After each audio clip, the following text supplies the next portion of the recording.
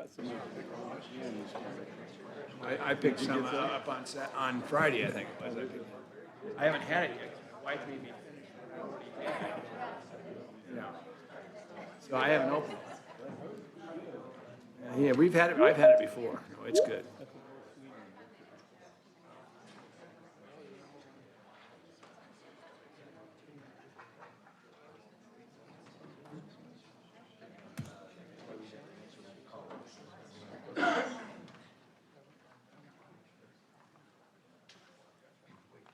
We got quiet all of a sudden. It must be 5:30. It must be 5:30. Are we ready? Good evening. Good evening. It's great to see everybody here this evening. Welcome. Are we live? I see that thumbs up. Yeah. So welcome to the Nampa City Council meeting for those that are present and those that are online. It's always great to have a number of people here tonight. We have some special things that we're honoring this evening. And so I'm thrilled to have that opportunity. But we do have a tradition here, and that is that we open in prayer. And I am so thankful to introduce Kelly Sears with Christian Faith Center. She's a friend and a wonderful lady, and I so appreciate her being here tonight to open us in prayer. And then after we pray, do you mind leading us in the pledge? Sure. Thank you. It is my deep honor to be here tonight as a faith leader in our community. I want to say to each and every one of you that we deeply appreciate your willingness to serve. And I know that we have distinguished vets here tonight too, and so we express our thanks to you. We couldn't do what we do and have the freedoms we have without your willingness to serve, all of you. So thank you very much. The centerpiece of my prayer tonight is going to be for wisdom, because I know that you face very unique challenges in these times. And there's a beautiful scripture in James chapter 1. It's a simple verse. It just says, if you need wisdom, ask our generous God, and he will give it to you. He will not rebuke you for asking. And so I'm just going to pray that over each and every one of you this evening. Father, we're just so thankful that, again, we woke up in the land of the free today. Lord, we don't take that for granted. We're so thankful. And Father, for each and every one of these precious ones that have given their lives over to serve our community, we say thank you, God, for them. And Lord, we know that we are facing many challenges in our times. Some seem insurmountable, but with the wisdom that you grant us when we ask, Lord, we don't have to limit ourselves to our natural devices, Lord, but you can lead us as well. And so, Lord, I just pray that there would be a supernatural wisdom in the decisions that are made, and that each one of these would lend their ear to what you are saying to us and how to conduct our lives and build a beautiful community in the city of Nampa. And we thank you for all this. In Jesus' name, amen. Amen. I pledge allegiance to the flag of the United States of America and to the republic for which it stands, one nation, under God, indivisible, with liberty and justice for all. Thank you, Kelly.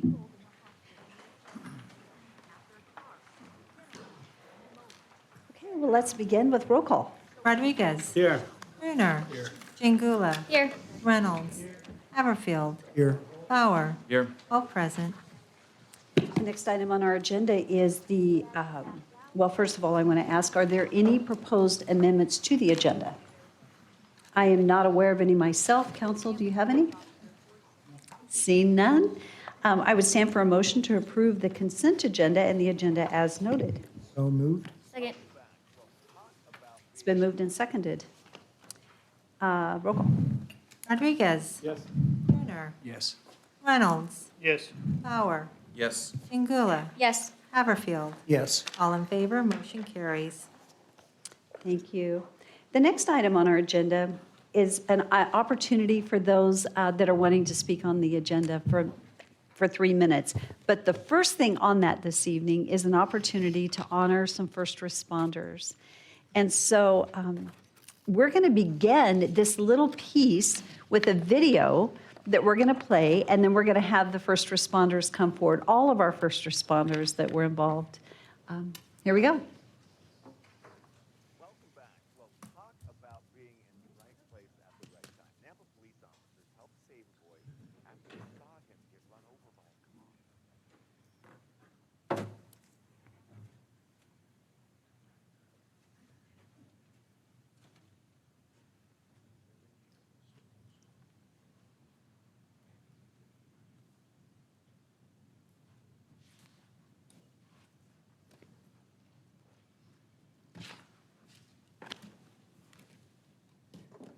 You know, we first told you about this story last. You always love it when you practice and you're ready, and then all of a sudden it doesn't work.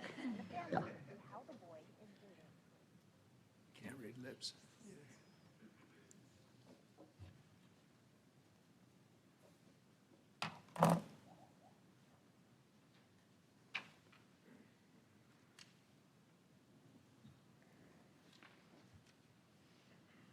Mark, if you want to, we can go to a different, we can go ahead and honor them and then watch the video afterwards. Would that be better? You'll get it? Okay. So I'll take a deep breath. I tell you what, I forgot the jackets for up here tonight. There's a few of us that are in short sleeves. It gets cold up here. Jacob's like, no, it's not cold at all. Yeah. Hey, just that air conditioner comes right down here. So if our teeth are chattering by the end of the I night, have my jacket just in case. just in case. Mayor, There you we go. notice that side over there is pretty, not very well dressed. Ooh, and this one's all, whoa. Natalie just builds this up. Well, Natalie calls and said, you guys need to dress up because the south side won't, so there's. Our finance director is out doing all of us. Yes, he is. Trying to raise the bar. Looking good. But Dora We're ready. got a haircut. Okay. Oh, we'll do the video afterwards. Great out of it. Okay. I don't know why. So it sounds like we're going to pause. We're going to do the video afterwards. So I would love it this evening if those that were involved, and let me find my sheet.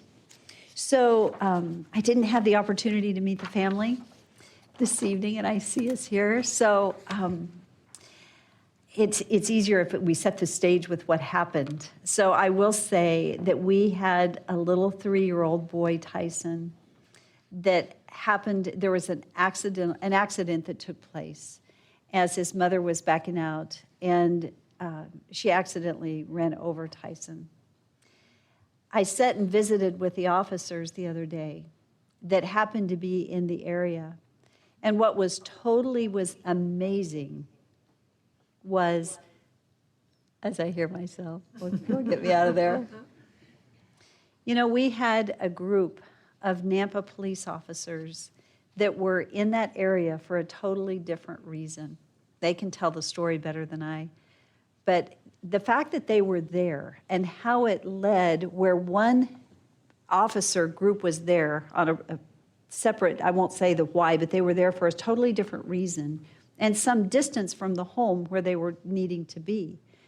And they thought that the individual that they were needing to connect with was like really big, and they decided, somebody said, hey, would you like some help?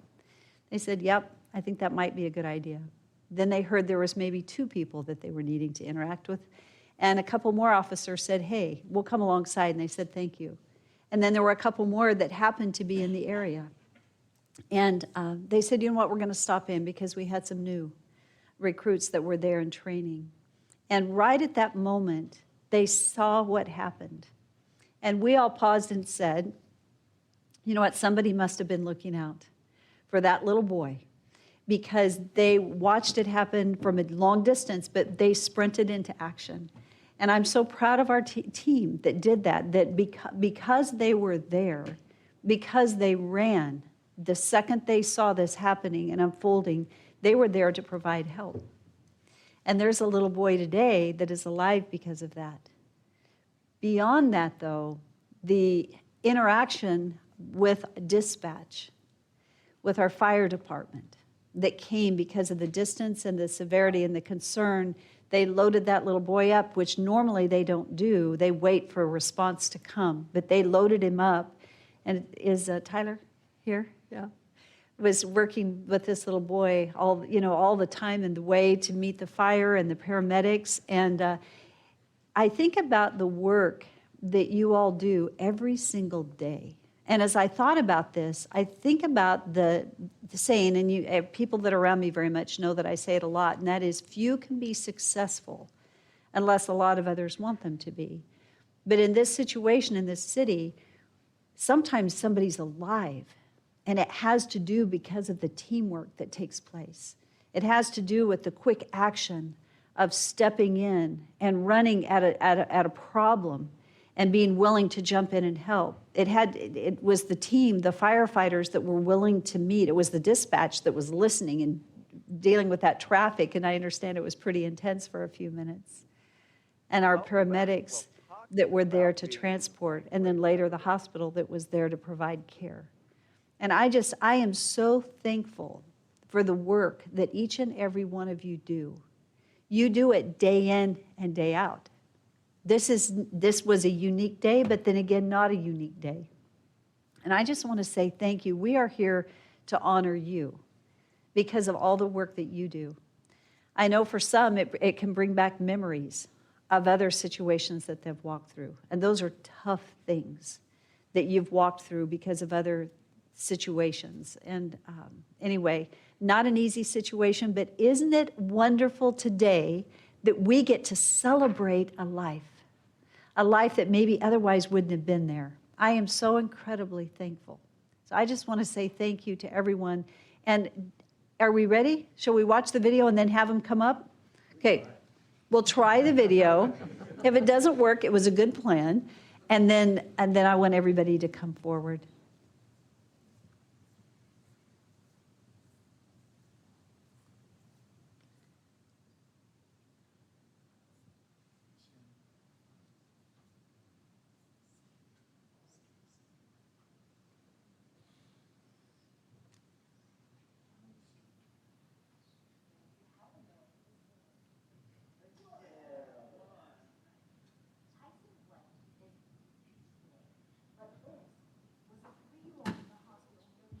Ago, after a car accidentally ran him over.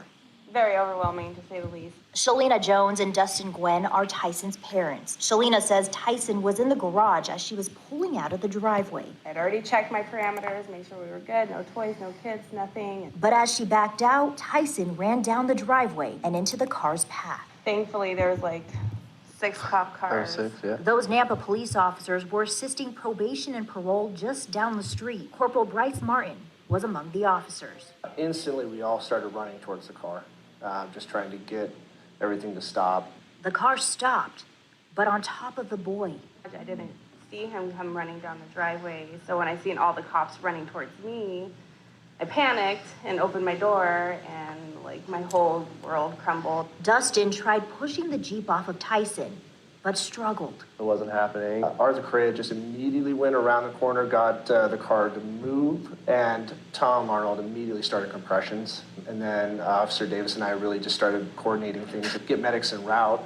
Dispatch was also amazing in this, the paramedics, but they were so far away. So the officers carried Tyson to a patrol car. I remember lifting him as gently as I could to get him to the car. And drove him toward the paramedics. Can you tell me, does any of it hurt anymore? Do you have any more owies? No? At the time, Tyson had a collapsed lung, which his parents say healed quickly. Essentially, he just walked away with, some road rashes on, yeah, that's about it. The officers visited Tyson in the hospital, and then again 1 week later with gifts. Tyson is awesome. He's amazing. It really turned this from a tragic situation to an amazing situation. An encounter that'll stay with Tyson and his family, as well as the officers, for years to come. You really kind of can't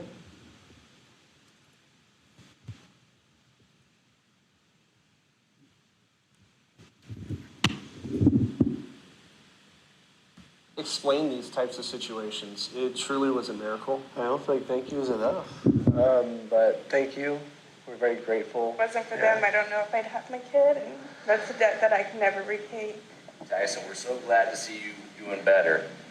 So glad. Thank you. He's adorable. Well, Tyson's parents say they were already supporters of the police community and even had or have a blue striped flag in front of their house, but now it holds a little more meaning. They also want to thank their family and the community for all of the support they've received.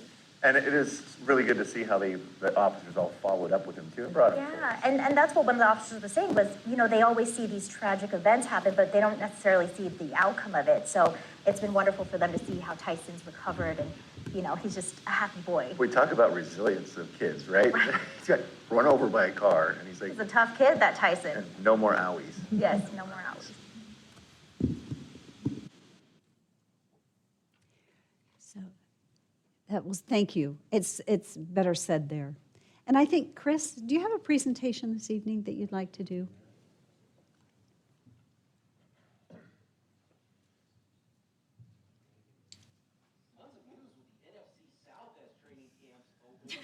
No, it works.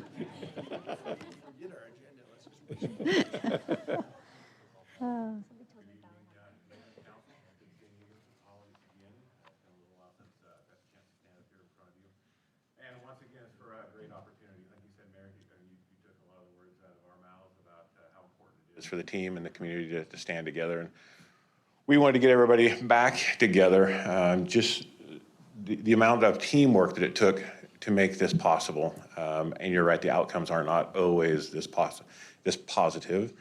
And so we wanted to get everybody that we could back in the room. Just for a total head count, if everybody isn't aware, it was 17 first responders from dispatchers to the crews that responded that took to save this young man and deliver him to the emergency room.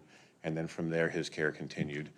And so with us today, we have all but a couple of the crews that responded. And the Nampa Fire Department wanted to, just in honor of the teamwork and the recognition of what it took, like as mentioned, the police officers went above and beyond their normal call of duty that day. And then all of those that worked together to make this a positive outcome.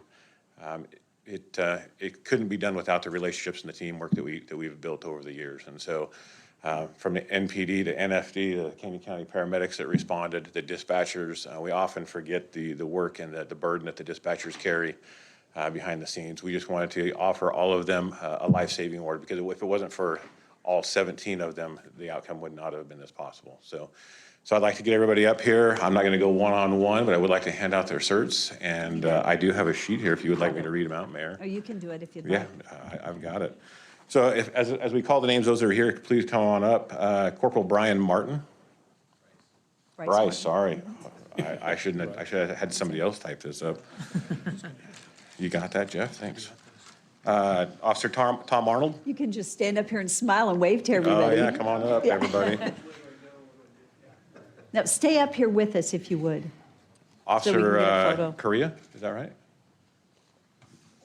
Officer Dustin Davis. Are all three of our dispatchers here, Napa dispatchers, Jasmine, Marissa, and Brenda? Are they all here tonight? Okay. And then Napa Engine 4 crew, Captain Olympus is on vacation, but I know James Manning and Bailey Sandin are with us tonight. And then the Engine 2 crew, David Alford and Chris Kroll are here. Baker, I believe, is on another apparatus and he's at another station tonight. So we'll have them all come up. And then also Ivy Denon, who is one of our CWI interns. Many of you probably remember from quite a while ago, we started the CWI program. And Ivy is one of our second-year programs resident students who happened to be on the call with us that day as well. So, yes, sir. Oh, come on up. Come on up. I'm only going off the script, Oren. All right. Get it? Perfect. What else we got? Where'd you get? There we go.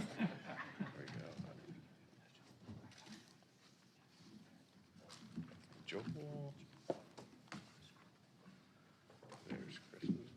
Boss.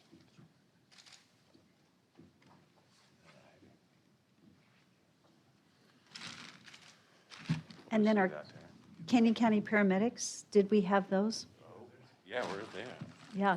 Come on up. They're not on my list, So- but I know Matt is here. Matt Parcells and Richard. Matt Parcells isn't on my list. I'm gonna have to fire And Richard? myself. Okay. Yep. Thank you. Perfect. You got that one?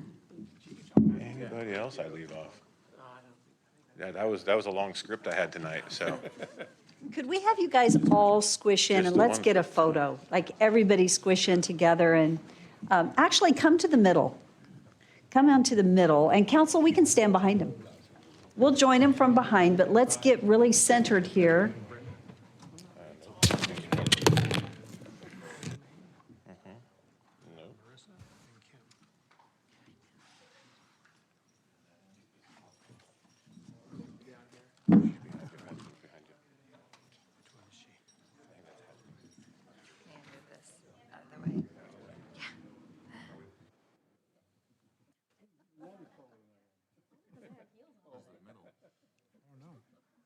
Mayor should be the middle.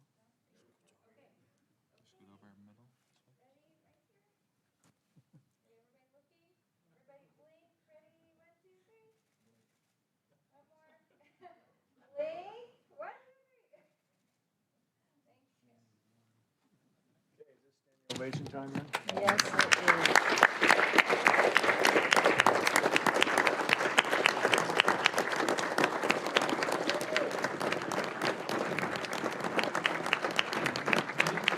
Could I ask? So is the family here this evening?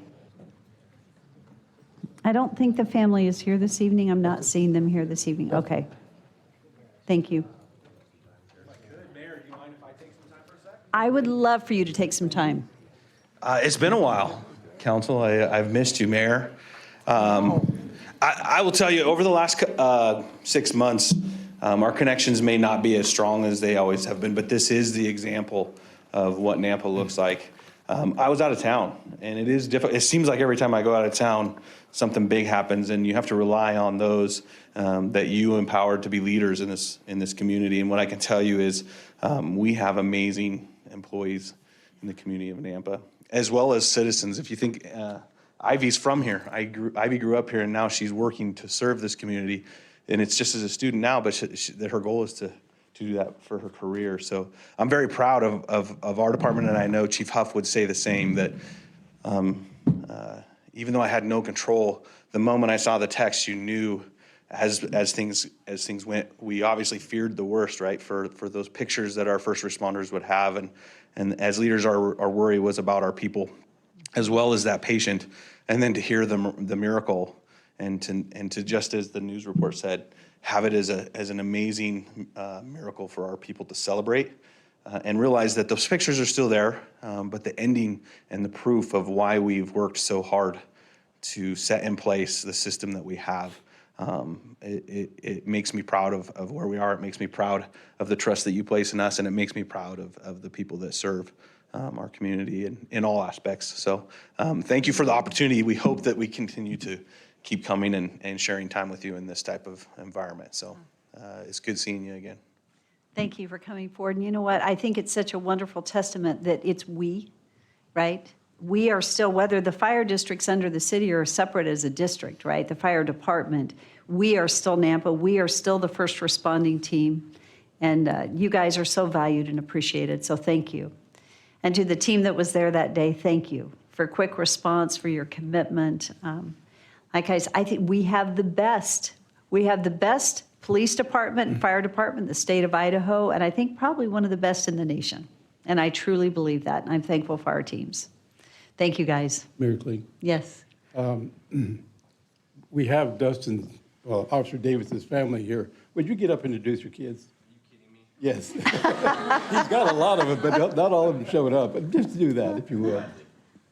This is my wife, Leah Davis, and I'll start with my third oldest son, Josiah, and his wife, Anna, and she's got my second grandbaby, and then Aunt Alice here, and Uncle Rob, and then my oldest daughter, Alana, second oldest daughter, Kayana, Daisy Grace, and then Lily, and then Kala, Malachi, which we recently found out was a flower as well. There's a Malachi flower. And so, Violet is our youngest. And I've got two older boys and their wife as well. Wow. Did not know that. That is impressive. I had no idea. That is so cool. Family, Yeah, well, thank you. I knew they had their family here. And of course, Dustin, just like half the officers there, they all learned from me. And right. Yeah. Oh, that is too good, Victor. A little motivation in that. Oh, Well, that thank is you, great. and thank you for your family. Oh, yeah. You know what? We all know this, right? It's our families that make it happen. They're such an integral part to everything that you all do. It's the support that you guys have at home from their families. So thank you to the family. Yeah. Well, this has been awesome. Okay, and now we have another thing to do after this. If you guys feel like you need to leave, you're welcome to. I know there's work to be done, and several are on shift. So thank you so much for being here tonight. We're proud of you. Thank you. I think he has. I guess while we're in this section, I need to ask, is there anyone else that had signed up to testify? Madam Mayor, we do not have anyone signed up. Okay. Is there anyone in the audience that had intended to speak on an agenda or non-agenda item for 3 minutes tonight? Okay. Well, the next item is a proclamation for Purple Heart Day, and I see that we have some men here that are to receive this proclamation this evening. I think Joe Bogart is here. Which one's Joe? I didn't get to meet you earlier. I'll read this proclamation, then I would love to hear from you guys at the conclusion. So,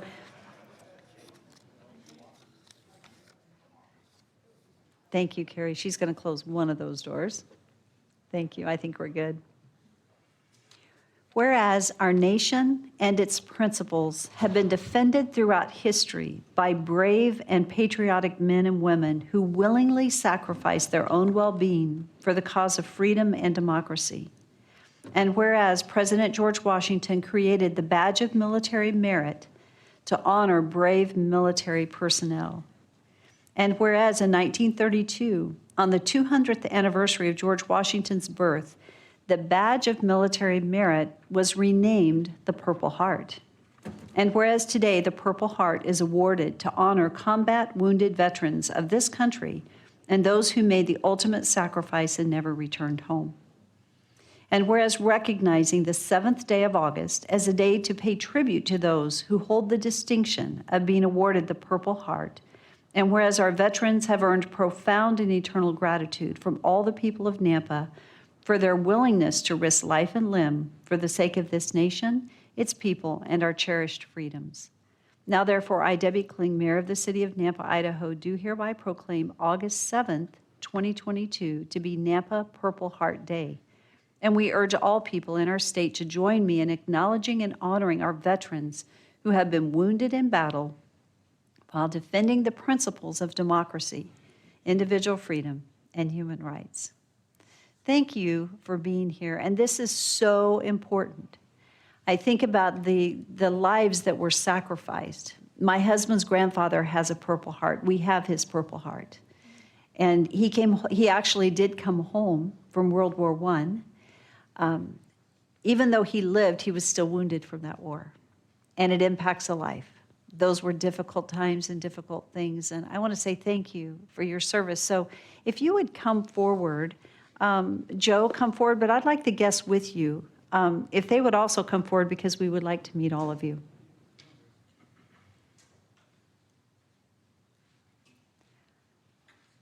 I was going to say, you're not going to get away with sitting back there. It's just not going to happen long. Yeah, not going to happen.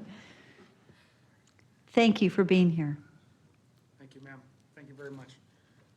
For those of us that received this medal, it wasn't anything we went out and sought. It was something that just happened because of where we were at and the situations we were in. And there's some of us that received it once. Some of our members have received it 2 or 3 times.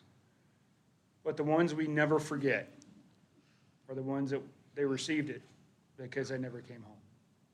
So they were always in our thoughts. So today, it's a great honor for you to honor all of us, because it's not just us here in Nampa, it's not just us in Idaho, it's all of us across the country and even our brothers and sisters that live abroad. So thank you very much And I think Frank's got something he would like to. Yeah, when I pulled up, I noticed you guys have a Proclamation City sign, but you don't have an individual parking sign for any veteran that might be a Purple Hearter. And it's more of a courtesy than anything. And Mr. Gonzalez said he'd get it planted if I got one for him, so. I'll get her Thank down, sir. you. Thank you. Is Amy still here? Amy, did you get a picture of him? With that, that is great. Thank you. And thank you for your service. I want to hear more about you guys, though.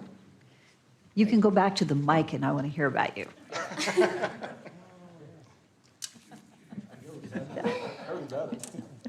And Patriot Bill Hamilton, our senior vice commander of the state of Idaho, he's passing out Purple Heart supporter pins to all of you as well right now. So thanking you all for your support. Thank you. Would you like to, while he's passing out the pins? Thank you so much. Thank you. Tell us about yourself. Well, and we want to hear from you too after you get done, but while you're passing these out, tell us your name. Name's Frank Ellsbury. I live in Caldwell. Did 2 tours in Vietnam. Wounded a couple times. Thank you for your service. What's difficult about that was when many came home from Vietnam, they were not welcomed. So thank you. Thank you for your sacrifice. Thank you for your service. It's appreciated. Mayor, we'll put this somewhere up in the parking lot up front, so. Uh-huh. Okay. If you need more, I can In bring Mayor's some more. place. There we go. Pardon me? I said, if you need a couple more, just let us know and I'll bring you a couple more. We do have some Purple Heart recipients in the city employee. Well, and that's what my husband's grandfather lives here. He lived here. Oh. Yeah, and he is a recipient of a Purple Heart right here in Nampa. Wow. But he's not living to use the parking space. Yeah. So tell us about yourself. My name is Bill Hamilton. I live here in Nampa. I moved to Idaho in 1984, so I'm almost a native. I was in the Army, spent 3 years in the Army, 2 years in Vietnam. I don't know what to say. Well, thank you for your service. Thank you for being here tonight as It we was- recognize this. This is important. You've heard it before, but it was our honor. Yeah. To do it. And you hear it too. Oh yeah, I'd do it again. Yeah, we all would. No, we I can't speak for the Army being a Marine, but. Yeah, we would. We salute you, gentlemen. Until you've been in situations like that, or you've talked to people that have spent a lot of time overseas, you can't appreciate this country unless you've been in a situation that. That's why we are so blessed to have the Warhawk Air Museum here that is capturing the memories and the history. And I know even Nampa High, there's a plaque there that recognizes everyone from Nampa High that went and fought in World War II, for sure. And beyond that, I'm not sure, but anyway, it's great. So, gentlemen, thank you. Appreciate it, and thank you for the opportunity. Shall I give you guys the proclamation? If you'd like to take it? Forgot to hand it to you. Mayor, I may have missed it. Did you go to his house when you were deployed? No, I didn't. Okay, yeah. I'd like that. Please tell us. Can I get a picture of that? Yeah. You want a picture of you guys all together? Yeah, why don't you guys all come up and Amy will get it and. We have a former commander that's kind of stuck at home for the last 3 years due to COVID, so he hasn't been able to get out, so anytime you get a picture, you got a picture. Come on, guys. Let's get all the council here. Yay. Okay. Are you ready? Smile. 1, 2, 3. One more. 1. Don't move. 1, 2, 3. Thank you.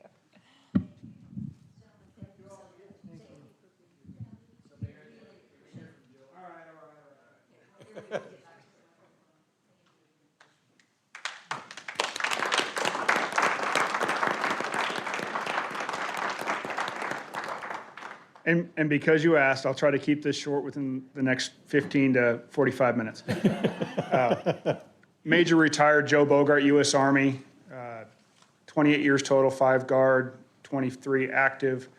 I was deployed to Iraq on my first tour, got blown up, lost my eyesight, received the Purple Heart for that. After I healed up, I went back again for a second tour blind, hid my cane, was actually able to qualify with a pistol better than a lot of other people who had 2 good working eyes, and continued to serve until I retired in 2018. Worked a couple years out in D.C. and then retired. I came to this wonderful state. Wish I would have done it sooner. Idaho's best place to live. Thank you all very much again. Thank you. Thank you.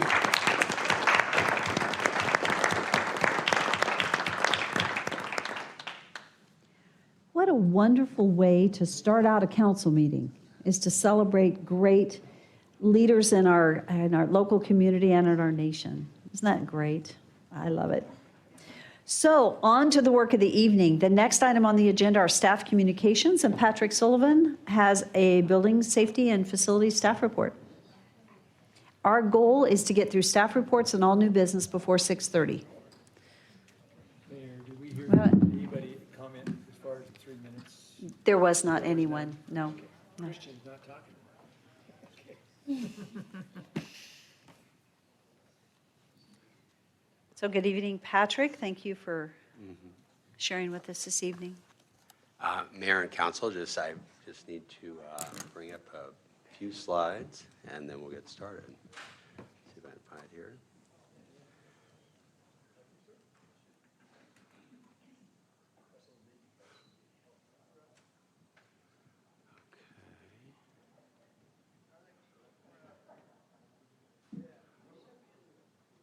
Voila, it works.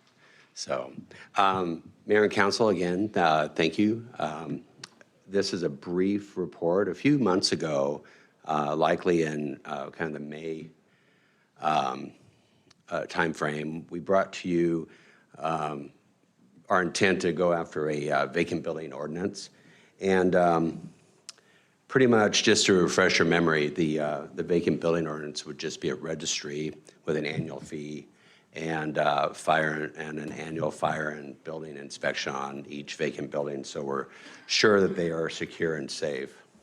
So here's some of the vacant buildings in town that, this one downtown on First Street's been vacant since I've been with the department, actually. I think they went vacant the first year I was here. So that's been about 9 years. This is a vacant building, Simplot facility out off Middleton, where we had a major fire where they're doing some demolition and some hot work with torches taking apart equipment. Let's see, what else we have? And then we kind of in the north end, we have quite a few boarded up houses that we end up, sometimes they aren't vacant when we first meet the occupants, but because of failing, not having heat, not having the building be watertight, and just being unsafe, that we end up having to have people vacate the building and then they become what you see here, which this one's been boarded up for many years, probably about 5 or 6 years now. So anyway, these are just the definitions we've placed in the ordinance. A vacant building is unoccupied, unattended, not actively used as a place of residence or business, or it's frequently open or unsecured so that unauthorized entry could be gained without damaging any portion of the property. In other words, people are not keeping the building secure. So we will exempt some. The 2 main items on the exempt list are the vacant residence or commercial building that's under construction or renovation, and then also a vacant residence or commercial building that has had a fire, extreme weather damage, and/or the vacant building owner is actively pursuing repair or demolition of the building. We're also going to add, if you're actively have a short-term vacancy and trying to lease the building, be an exemption on that as well. So that would be all in the ordinance that legal is reviewing. So the benefits of vacant building ordinance, it engages owners to take responsibility for the condition of their building. It ensures the building is maintained and inspected annually. Identifies a local responsible contact person for the building. So if anything goes wrong or there's an incident, we have somebody locally that we can contact.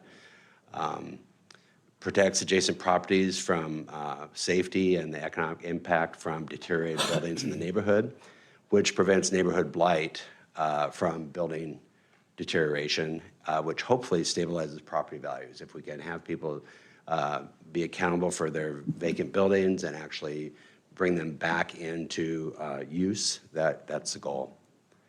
So last time we spoke at one of our Thursday meetings, the council had asked that we look into more of a punitive fine system, and under Idaho state law, we can't do that. So what we can do is we can have annual fees that cover the cost of the vacant building case management. That's all the administrative time and the inspection time for annual inspections.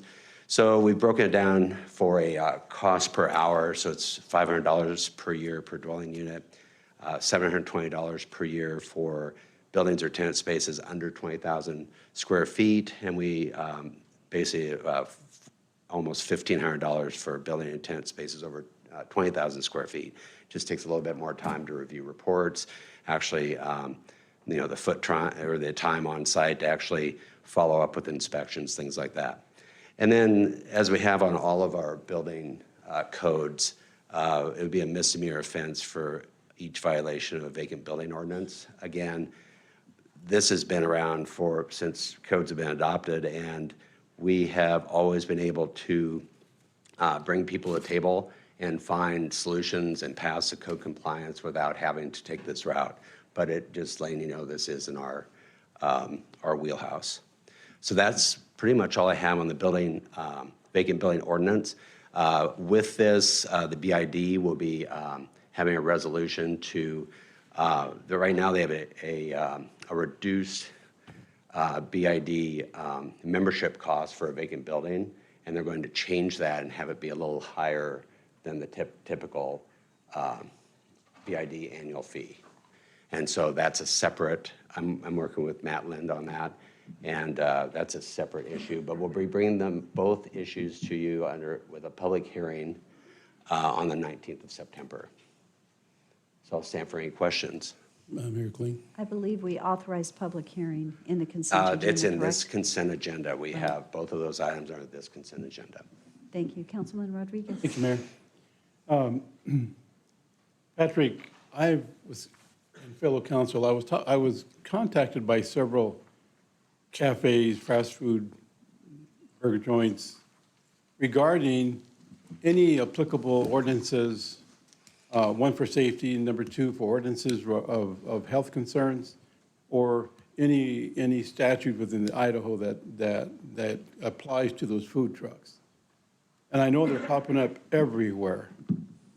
And so I want to know, is there any ordinances that do apply to these food trucks that they're not adhering to, or if they are? Mayor and Councilman Rodriguez, we've actually, it's coincidental, we've been having conversations about food trucks for probably the past month. Right. There is a planning and zoning ordinance for food trucks. They're basically they're on wheels. They're not supposed to be anywhere permanently. However, they can get a temporary use permit to actually be parked in an area. We even have a few around town that over the years have built decks and awnings and things like that. And those were done with, I went back and looked at those. Those were actually done with special requests, and they were granted through the building department. And we even have the one Thai place over there by the Asian market that is actually hooked to water and sewer.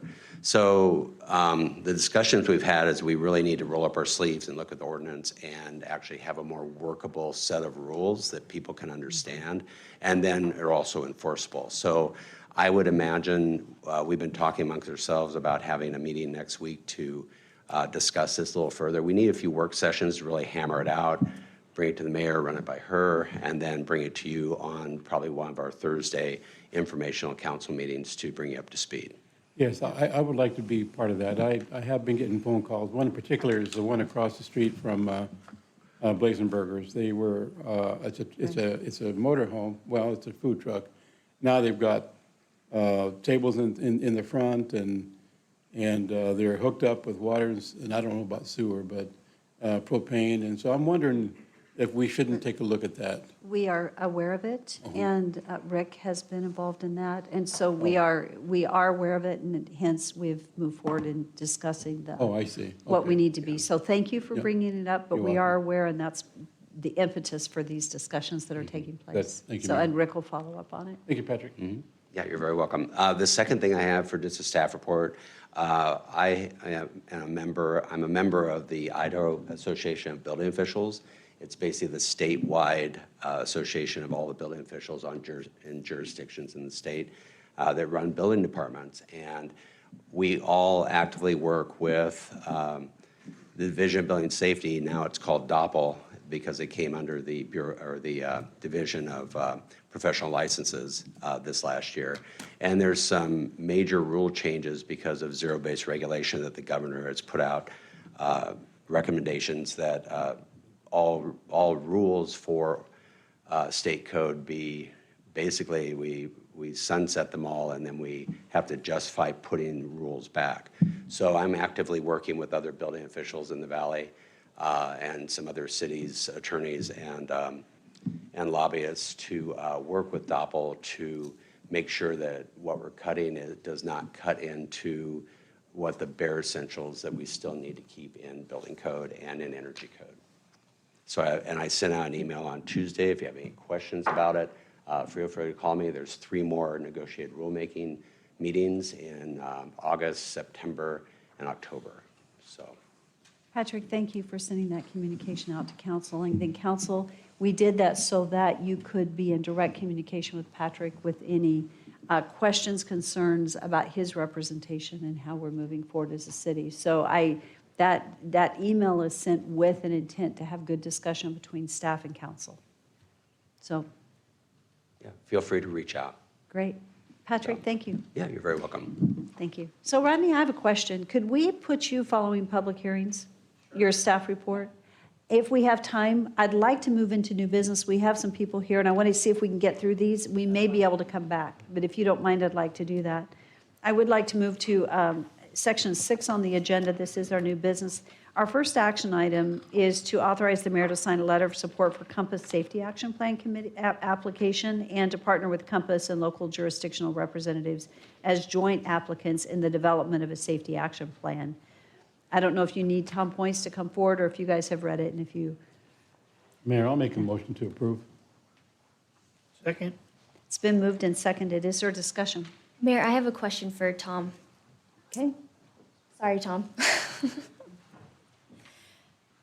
So I was reading through it, and it talks about the grant and the different qualifications that are needed for that grant. And one of the things in there is considerable climate change sustainability. And I'm just wondering what our plan is as far as that action plan, what that means for us, and what you're going to put in there. Because it says in here, it just says, as part of the United States commitment as a whole of government approach, reaching the net zero emissions economy worldwide by 2050, and a 50 to 52% reductions of emissions of 2005 to 2030. And then it goes through and it talks about the goals of that, and that if you apply for this, that we're saying that the president's greenhouse gas emissions and climate resilience and environmental justice commitments are a part of that. So we've got Compass online. Can you, Compass, so the grant writer in Compass should be online to help answer that question. Yeah, Joey, did you hear the question? I did. Mayor and members of council, I would say, the impetus for this is really a region-wide safety action plan developed and designed by the local agencies. This funding would go to support that plan that's developed by us. So we would have control over how we develop the plan and what comes out of that plan and how it prioritizes safety to lower fatality rates and serious injuries in our roadways and streets. So when we apply for that grant, what are we putting in that application as far as the climate change deal? I mean, I would say nothing related to that issue exactly. This initial grant phase is really to, Mayor and members of the council, sorry, is to really just develop the funding to make that plan. We would hire a consultant, and then they would be working closely with our Regional Transportation Advisory Committee and board to ensure that it meets the standards of our local agencies. Okay, thank you. Tom, is there a match with this? Can you remind me? No, there's No no match on financial this. This is commitment. Compass grant, and yeah, it's all they'll do in the application.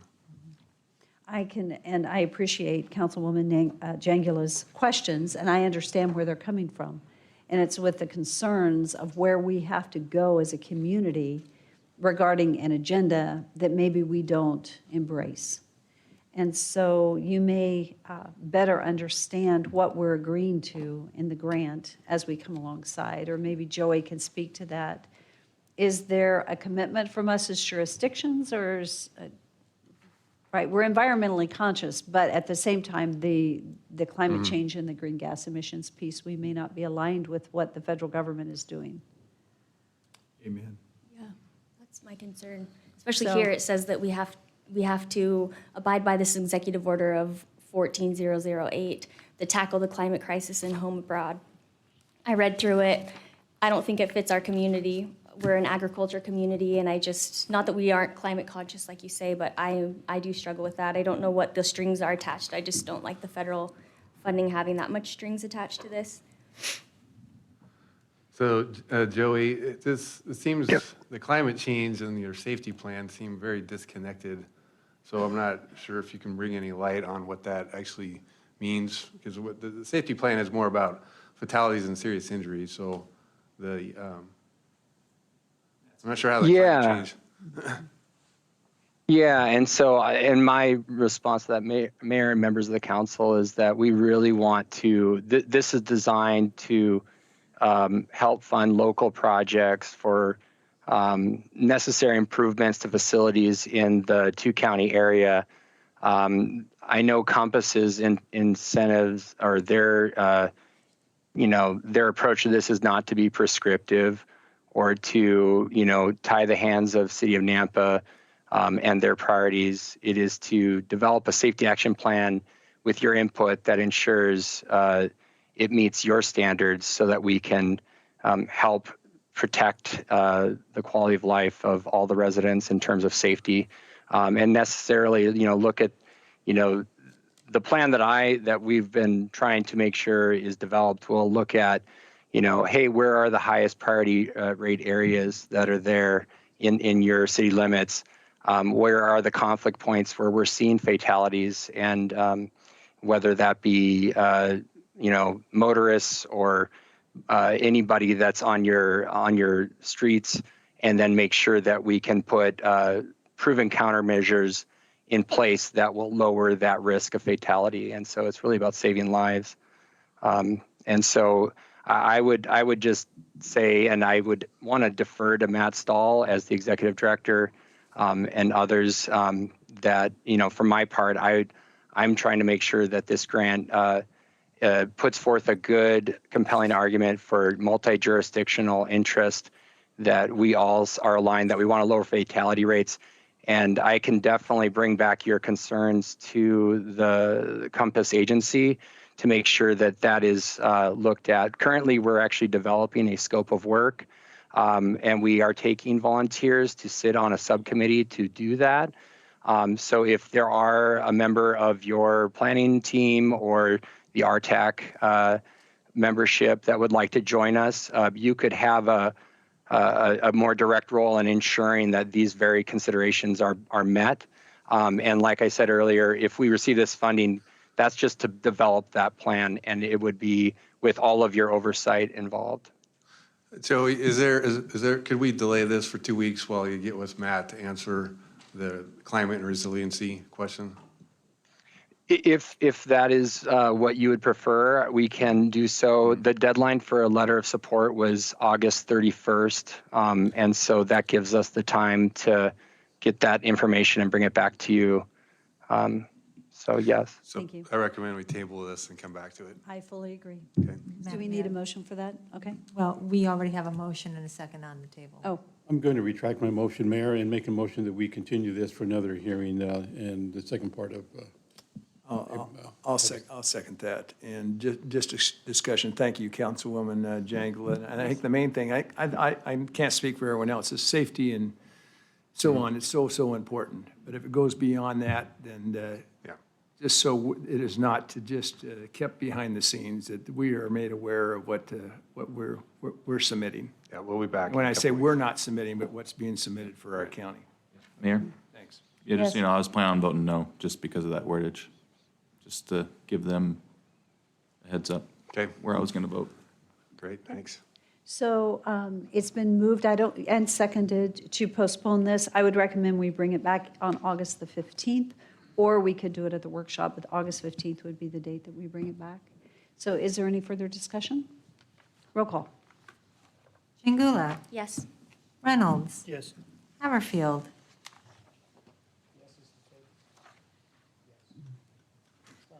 Bauer. Yes. Brunner. Yes. Rodriguez. Yes. All in favor, motion carries. For sake of time, I think, well, let's go ahead and do 6.2, then we may have to skip to 6.4. But item 6.2 is an action item. This is to award the bid and authorize the mayor to sign the contract for the irrigation water quality upgrades FY22 project with Cascade Enterprises in the amount of $339,718 approved in the FY22 budget. So move. Second. Is there any discussion? Roll call. Rodriguez. Yes. Chingula. Yes. Reynolds. Yes. Bauer. Yes. Haverfield. Yes. Brunner. Yes. All in favor, motion carries. I think item 6.3 is going to require some discussion, so I would like to move to item 6.4, which is to authorize the mayor to sign the biosolid repurpose agreement with Timber Creek Recycling for Class A biosolids. This has been approved by legal, and Jeff Barnes is here. Enthusiastically, yes. Yes. Second motion. It's been moved and seconded, and Mike McGordy is here, too. It's so great to see you, Mike. Yeah. So, Mayor, City Council, I can give a brief presentation and introduce Mike here. Is it? feel free to. Well, Yes. So this, briefly, the item before you tonight is the biosolids repurpose agreement. This proposal is for the city to enter into a public-private partnership with Timber Creek. Mike Mergordio is here, owner of Timber Creek. It's been great to work with. Huber Osborne is next to him. He's been instrumental in putting this together also. A bit of background on the biosolids. When wastewater reaches its plant, it goes through a biological process. It cleans the wastewater and removes solids. The resulting product is a nutrient-rich organic material, Class B biosolid. So when we did the Project A, B, and C update, it was to remove phosphorus. When you remove phosphorus, you have a lot more biosolids. So there's 45% more biosolids, and the cost went up exponentially. So they looked for ways of what we could do with the increased biosolids. And so this is a picture of the biosolids, the product that leaves the wastewater plant.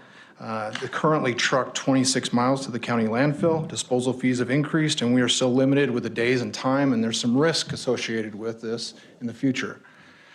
City staff actively researched opportunities, increased looking at different pilot studies and the facility plan.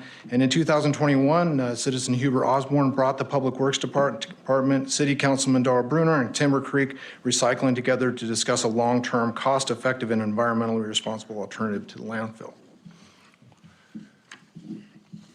So Timber Creek Recycling is opening its composting operation in the city in the winter, actually, and intends to process the city's NAMPLA biosolids into a marketable compost product, and that's a Class A product. What we will be giving him is a Class B product. This is the location of Timber Creek. And our staff has negotiated an agreement along with legal and his legal, a 5-year agreement with a renewable option for successive 5-year terms. The city is responsible to deliver the Class B biosolids at $37.26 a ton, and Timber Creek is responsible for producing the Class A product and then also adhering to federal, state, and local regulations. I'm just going to put up some of the benefits. This is also in your packet. I'm not going to go through this, but there's good things that of using the biosolids, and I think we're not only saving money, it's eliminating round trips to 26 miles to the county. Right now, it's only 3 miles away from Timber Creek. This supports local business, public-private partnerships. There's a lot of good things. It's a wash as far as finance, but there's a lot of risks on the county side that could change. So with that, we're excited to present this public-private partnership at council. Mike Mergoitio is here along with Andy Zimmerman. I want to represent Andy. He's our superintendent, did a fantastic job, has done a lot of the research with this too. So it's been excellent working with Mike and with the team. So we stand for any questions you might have. Mayor Kling. Yes. Okay, so I just have a quick question. It says here the term 5-year agreement with renewal option for successive 5-year terms. So we can change that at any time depending on whatever circumstances. This agreement commits us to a 5-year contract. Okay. City responsible for delivery of Class B biosolids to Timber Creek Recycling and pay fee of $37.26 ton of biosolids delivered. So we're paying Timber Creek to take our biosolids. What are we getting out of it? Councilman Rodriguez, Mayor and Councilman. Do we have an investment here that they're paying us back for this? Right, so right now we're paying that to take it to the landfill. Trucking expenses, tipping fees. So if we were, for instance, to open a shop of our own and actually provide this product to the community, we would have to get land, we'd have to have infrastructure, we'd have to have a high-tech aeration process that he's putting in right now, all that capital. So this is a 5-year agreement. He's taking the brunt of the risk on the capital side, so that's where that $37 has come. And we've negotiated that over the last several months. So. Yeah, okay, so. And time. Yes. It much, much closer than going out to the landfill. Benefits. Mhm. Yeah, I know. I'm just saying, it seems like we're given a commodity to someone else and paying them to do it with no return on our investment. That's what I'm getting at. Yeah, Councilman, right now it's just going into the landfill. Yeah. There's not an endless supply of space in the landfill, so it's putting it to good use. Okay. It's a wash as far as cost. It's either sending it to the landfill and all the trucking expenses and environmental concerns there, a time of staff, maintenance of the vehicles, depreciation on the vehicles. So we're able to take it 3 miles away, benefit the community, and that cost, there's a lot rolled into that $37 a cost. And Mike can tell you a little bit about the technology they have to put in order to aerate that and get it to a Class A, which isn't an easy process. Yes, I know. I'm not arguing with you. I'm just making that point, that's all. What's exciting about this? Do you want to go first? I was just going to say, the benefits back to the community is supporting a local business that's a taxable entity. The fact that they have already made a consideration of providing fertilizer for our parks of a certain level. I can't remember what that amount was. I mean, there's the benefits that, and then obviously the reuse was something that we always have been striving for. Darrell and I have been on that commission for 4 or 5 years now, and reclamation of those products is obviously it's tantamount to being a good steward of the economy and of our what nature gives us here. So anyway, I'm 100% behind this. I'm going to be recusing myself from the vote since I've been brought into designing their new office building for them that's going on the corner down there. So, I mean, I'm 100% behind this, though, because of 4 years of being on the wastewater treatment design review commission. Well, the goal is to recycle. And this is a wonderful opportunity for us to not continue to fill our landfill with something, to shorten the distance, and then to actually recycle something. The wonderful thing, too, is as Mike purchased the property right along the rail, he now has a product he can use the rail. And this is the type of business startup that, as a community, we want to see more of. So wonderful opportunity for us as a city to support local business, to be able to partner, to be able to dispose of our biosolid, right? And get it into a reusable state. So I fully support it. Mayor, maybe we can, Encompass can include that in 6.1 action item when they're talking about environmental. Yeah. Yes, maybe that would work. Of course. Is there any further discussion? Okay, seeing none, roll call. Rodriguez. Yes. Chingula. Yes. Reynolds. Yes. Haverfield. I recuse myself. Bauer. Yes. Brunner. Yes. All in favor, motion carries. Thank you, Jeff. Appreciate it. I have a quick question. The gentleman at the back, okay, you guys are here for a public hearing, correct? Okay. I just wanted to make sure on item 6.3, Daniel, hopefully I think I'm going to skip that unless someone is sitting here waiting for it. No one is? Okay. So it is 6:30 and it is time for us to move into our public hearings. We will come back to, after the public hearings, we will move to the staff report and then we will go through our action items. So does that work? Hopefully there isn't someone here that was waiting. So the first public hearing is an action item. And because I recused myself from the first one, and because I actually live in the neighboring subdivision, I'm going to step aside, Randy, and go ahead and let you take over. I may or may not testify.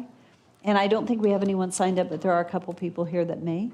So I'll trade seats with you, Randy. I'll leave my notes here and.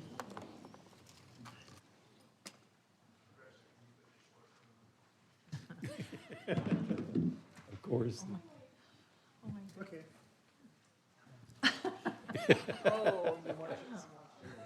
If I'm going to go on the dark side, I better be wearing. These are the rowdies. Darren, you sure you want to come up here? Now that he put his jacket on, probably not. Start calling him King. Okay, we're all properly attired on this side? Glad to hear that. He's got one in there. Okay, this is item 7.1, which is an action item. Annexation and zoning to RD, two-family duplex residential zoning district development agreement and subdivision preliminary plat for Parker Estates subdivision at 525 East Greenhurst Road, or Darren Taylor, subdivision maker LLC, representing Left, Right, Center LLC. The original concept is 20 townhouse units in 10 buildings, 8 single-family detached homes, and 3 common lots for a gross density of 10.35 units per acre. This is continued from the July 18th, 2022 meeting. So if the applicant's here, if you can come forward. I understand you're presenting a new plan for us tonight. That's why we're going back and opening up the public hearing so that the public has an opportunity to probably view this for the first time, some of them, and to give us their comments as well. So if you can go ahead and give us representation, that'd be great. Yes, thank you. Darren Taylor, 1434 New York Street, Middleton, Idaho, 83644. Council staff report probably says it best on page 3. At the July 5th public hearing, City Council moved to continue this item with a request to address the density, visitor parking, and drainage. City Council requested to have some lots removed and reduce density. The plat that's before you now has 5 single-family dwellings, 22 townhouses, so that would be 11 buildings. So 22 plus 5 is 27, plus the 3 common lots. So that's 30 total lots. The open space increased by 5,000 square feet. And I'll go ahead and keep reading down here for just a minute because I don't want to steal staff's thunder. City Council requested to have some lots removed. We just went through that. City Council requested to have more visitor parking. Applicant has provided 12 visitor parking spaces. The original concept proposed 0. City Council requested that the tot lot not be part of the drainage area. The applicant has provided play equipment outside the drainage area. City Council requested that the drainage of the development does not affect the neighboring development. Applicant has provided a drainage study showing the drainage will not affect the adjacent development. We also talked about the location of the tot lot and some of the visitor parking, and my recollection is that it was expressed that that be moved more toward the center, which we did. We also added a stub road to the east, there on the south end. that was not there previously. The two stormwater retention basin areas, those are the crosshatched areas that you see on the plan, were tested for percolation. One of the questions we had is, what if it doesn't perk? We tested it, and it does perk double what the design standard is for. There was question about drainage, and will stormwater or groundwater cross into the canal or even over further west into River Oaks subdivision. And we supplied a geotechnical analysis on that subject. The author of that is participating by Zoom and available for council questions if you have any, because I'm not technical. But adjacent property impacts, his statement reads, Atlas was informed that the subdivision to the west of the project site is experiencing water within some of the crawl spaces. I told him that that is old news, but he wrote it this way. I don't know that anybody is experiencing groundwater in crawl spaces today. Atlas believes that this water could be from multiple sources, including inadequate drainage away from structures, over irrigation, landscaping, lack of foundation drainage, or adjacent. That subdivision lies between two bodies of water, Wilson Drain on the south and east, as well as a point to the west. It is possible that leakage from either or both of these water bodies is impacting the structures. The addition of the proposed infiltration facilities proposed in the plat should not negatively impact the subdivision if recommendations outlined in the previous section are followed, the previous section being our geotechnical report and page 1 of the letter on addendum 1. I think that's in your packets. If you don't have it, happy to provide that. And like I said, Mr. Solove, Ethan, is available for questions if you have more questions on that. Thank you, Mr. Chair. Thank you. Sure.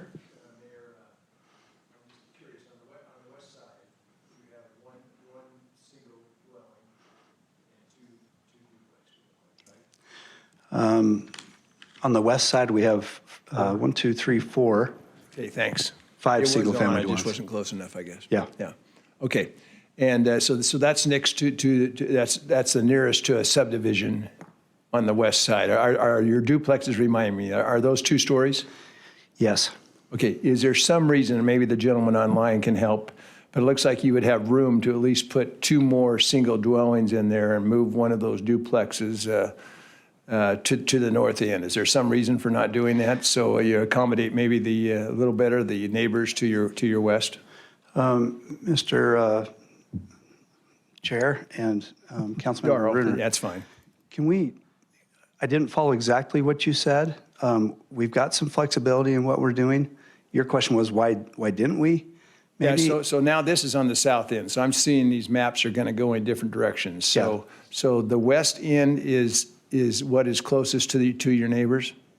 Correct. So starting at the north boundary, where you've got a single-family dwelling, there's a duplex or a 2 townhouse unit. Okay, so now, Just south, 2 so now townhouse. I may have answered my own question. Okay. So it looks like you would not have the land mass to put in another duplex on that south side. That's correct. Okay, I was thinking that I was looking this way for whatever reason. I apologize. No worries. And so I thought you were having those that 1 single dwelling and 2 duplexes on the west side. And I wasn't quite understanding No, that. those So are the south boundary. this is that map there explains it to me better. Thanks. Mr. Taylor, I have a question for you. As far as rear setbacks on the east, west, and south sides, what have you shown on this?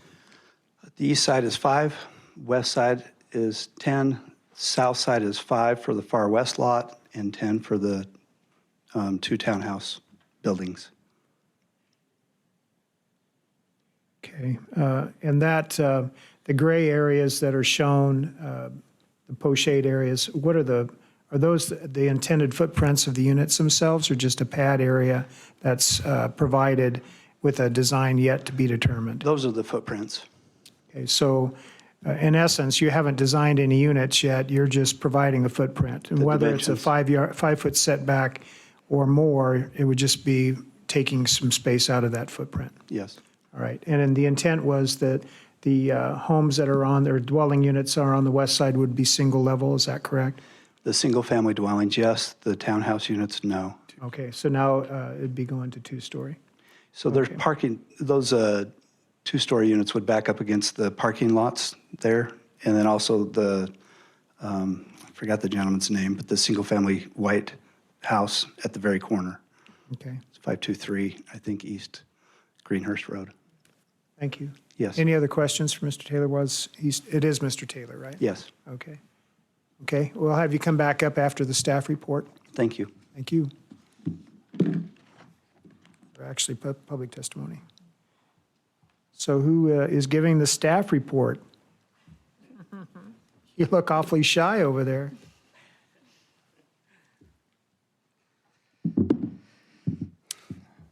Thank you, Council. We've already looked at this before, so I won't cover a lot of the details. As the applicant had mentioned, the revised concept is for 22 townhouse units, 5 detached single-family homes.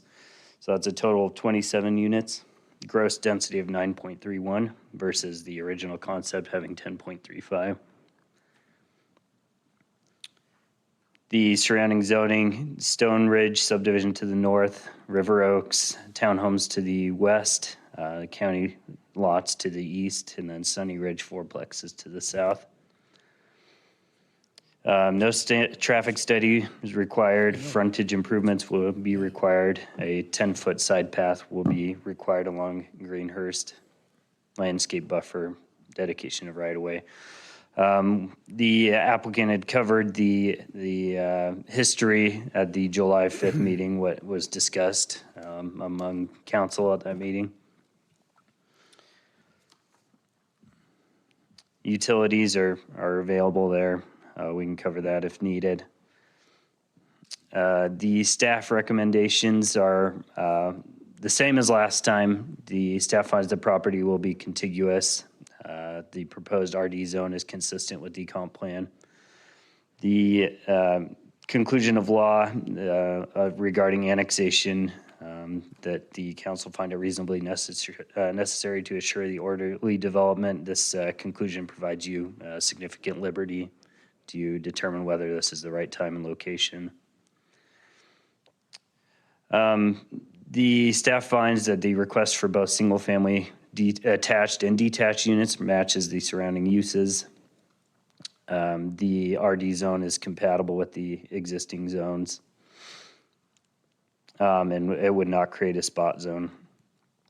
Based on these findings, staff can reasonably recommend the Planning and Zoning Commission recommendation of approval. Staff can support that recommendation. We've covered the conclusions of law. This is the original plan and the current plan, and then I've got them side by side here if we want to go back and look at those. Correspondence, typical building correspondence, parks requesting a 10-foot path, as I had mentioned. The police recommending commitment to fund 0.12 officers, 0.04 staff. The development is 0.3 miles from fire station number 2, 3-minute response time. Again, 50-foot public right-of-way dedication. There's no site distance concerns as far as the access. There were a couple of public comments. One about traffic, and I believe this was discussed at the last hearing. The same concerns, the access, parking, play area, HOA, drainage. So all that was discussed at the previous meeting. The proposed use of single-family detached and attached again matches the surrounding area. The proposed density was within the correct range for that area. And the housing provides a necessary residential opportunities. The plat is 2.9 acres, 27 lots. The net density is 11.72. The max within that zone is 12.44. The lot sizes are above the minimum requirement, and the proposal provides 10% in qualified open space, which is the minimum requirement. Conditions of approval are in the staff report, and they're the same from the last public hearing.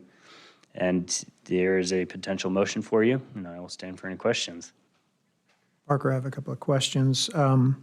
For an RD zone, the rear yard setback requirements are what for a single level versus a two-story? It's the same, Councilman, it's the same for single story as double two-story, 5 foot. Okay.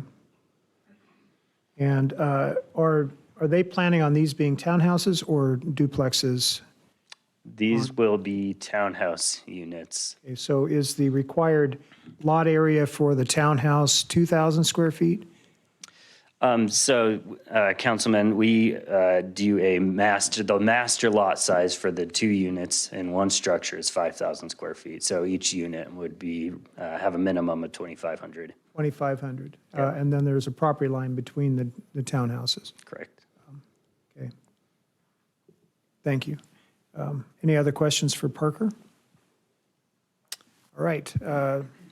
We know where you're at, so we might have you come back up if we need you.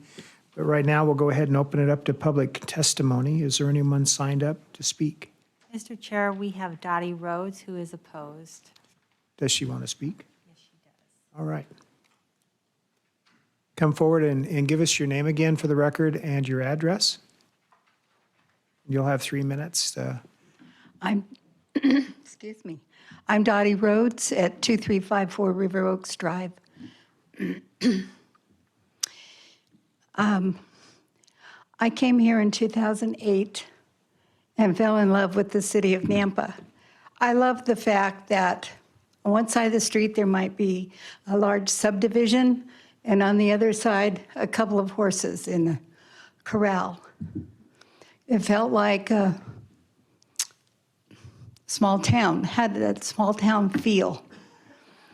And I realized that growth and progress might be necessary, but I wonder why we have to fill every nook and corner, cram people into every nook and corner in this city to make traffic even worse than it is. And why there has to be so many. Wouldn't it be better to have single-family homes where they have a yard and the kids could play in their own yard rather than go down the street to a playground that, at least in the old map, was on top of the drainage system? I just don't understand. So that's what I have to say. Thank you for listening. Thank you. Is there anyone else signed up? No, Council President. Is there anyone else here that would like to speak that didn't sign up? I see a hand raised in the back of the room. Come forward. And again, if you could give us your name and your address for the record. If you're opposed or for this project. I'm opposed at this point. My name is Susan Saint. I live at 2316 River Oaks Drive here in Nampa. And I'm not opposed to growth, but this is really tight. To have a backyard that's only 5 feet wide, I'm 5'2", it's shorter than me. There's just no room. In fact, I was telling someone else, just to be somewhat sarcastic, in the state pen cell is 6 by 8. They have more room to go from one end to the other than a homeowner does from their backyard to their fence. And to have a fence, you're a double story, and you look down, and that's all you've got. Well, is the size right here. I don't mind growth, but this is too crowded. A single road to get in and out. So that means if a fire truck were to come up, they take up the whole road. From what I could read in the plans that were just given to me, that is a single lane road, not even for someone to go forward and then out the other direction. I still find this unacceptable, just too dense for that little area. And it's just too small. I don't see how somebody would want a 5-foot backyard. But we do have choices. We can move there or we don't have to. But I'm still opposed to the planning size. It's too dense for the area. Thank you so much. Appreciate you coming forward tonight. Is there anyone else that would like to speak? I see your hand up. Go ahead and come forward and give us your name and address for the record. And if you're supporting this project or opposed. I'm Margot Lutens, and I live at 2356 River Oaks Drive. I'm in the community there, too. And I understand development, and I'm opposed to the density of this. Pretty much I'm reiterating what Sue said with the density. There's 27, what we've done from the old plan is have 28 places where people are living, a total of people living in those areas, to 27. That only takes one away. And the idea of the density has been met, yes, but you still have 27 families, shall I say, or 27 places where people will be trying to live. And I agree, I think they're too close together to look out my window of, say, my kitchen and see my neighbor 5 feet away seems too dense. And that's pretty much, I did canvass several people in the neighborhood, and that was one of the main concerns, was how dense and how many people are going to be living there, and the quality of where people are living. I guess that's their choice.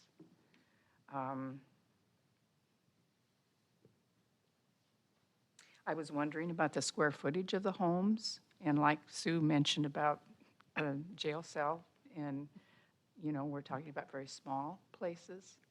There can't be too much square footage in these places. So again, that's up to the individual who purchases. I question that it's too small. And again, we talk about the traffic on Greenhurst, which is already heavy, particularly if you are trying to travel on Greenhurst when school lets out in the fall or in the end of the day. The traffic is bumper to bumper from school, Skyview High School, clear down to 12th Avenue Road. And granted, there's a light there by the Walmart store, but the traffic is bumper to bumper during that time. People trying to get off of 12th Avenue Road onto Greenhurst have difficulty getting through that intersection because the traffic is backed up so far. So that's another point that I'd like to make. Thank you so much. We didn't catch your last name. Margot Lutens, How do you- Lootens. Thank you so much. Appreciate you coming tonight. Citizen Kling, or Mary, or Mayor Kling, Mayor Citizen Kling. So I am Debbie Kling, and I reside at 2327 River Oaks Drive. And I just want to briefly say, I appreciate the testimony of my neighbors. And I'm not going to repeat anything that they've said. I do appreciate, though, the applicant, and they're listening and paying attention to the questions and concerns. Two things, if it would be the will of the council and you would decide to move forward with this, just a reminder that one of the conditions that we asked for last time was that the HOA align with the River Oaks HOA, because that's what protects home values. And to ensure, and we talked a little bit ago about the drainage concerns, but just to ensure that no drainage would be leaving that property and coming on to the River Oaks property, because already the water challenges that they've faced. But the HOA is really important. I do appreciate the parking spots that were put in. And the comment regarding the 5-foot setback, actually, I think we ought to look at that as a city. There are some other properties that have a 5-foot setback, and I can point them out to you, and I'm thinking, I can't believe we've allowed it. That is really something I think that from a planning and zoning perspective, we should look at our ordinance. The fact that we're allowing the 5-foot setback, because it really isn't enough. So to the west, whoever comes in there, those are 2 stories with 5 feet. So it's going to limit future development on that piece of property. But anyway, that's my comments. Are there any questions? Thank you. I'll sit down. Okay, appreciate it. One question. So and maybe this is going to be as far as for staff. So how do we ensure that the HOA is consistent with River Oaks? It would be a development agreement. Okay, and that's something, Mayor, that you will speak to. Okay. So that's what I would hope, is that there is a motion, that we don't miss the motion for a development agreement that ensures that the HOA aligns with the River Oaks HOA, so it would not diminish, if the council would decide. So a condition of approval then is that it would be consistent with what the River Oaks HOA. Doesn't that need to be done in a development agreement that resides with the project? Otherwise, if it's a condition of approval, I'll let. Yeah, we can speak I'll to sit that. down We can and be speak to quiet and that let when it Rodney do comes. his job. So, I think you've got it. brings up a valid point. In the HOA CC&Rs, normally there are architectural design standards, setback requirements. Do you know what that might be in the River Oaks subdivision? That's a very good point. It's a very good point. So it may not align in certain areas, and it's a very good point. All right, thank you. Mr. President, I have a question For who? for the mayor now that you sat down.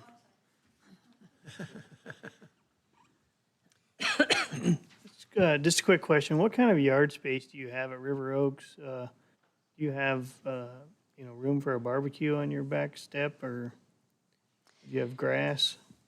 So for me personally, I have a lot of grass.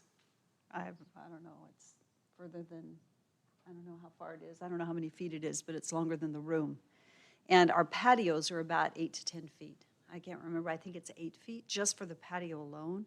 And then you've got grass. Now there are different units that have just this much space between their patio and the fencing along the Wilson pathway. So it varies but there's a significant amount of open green space. So it feels very open.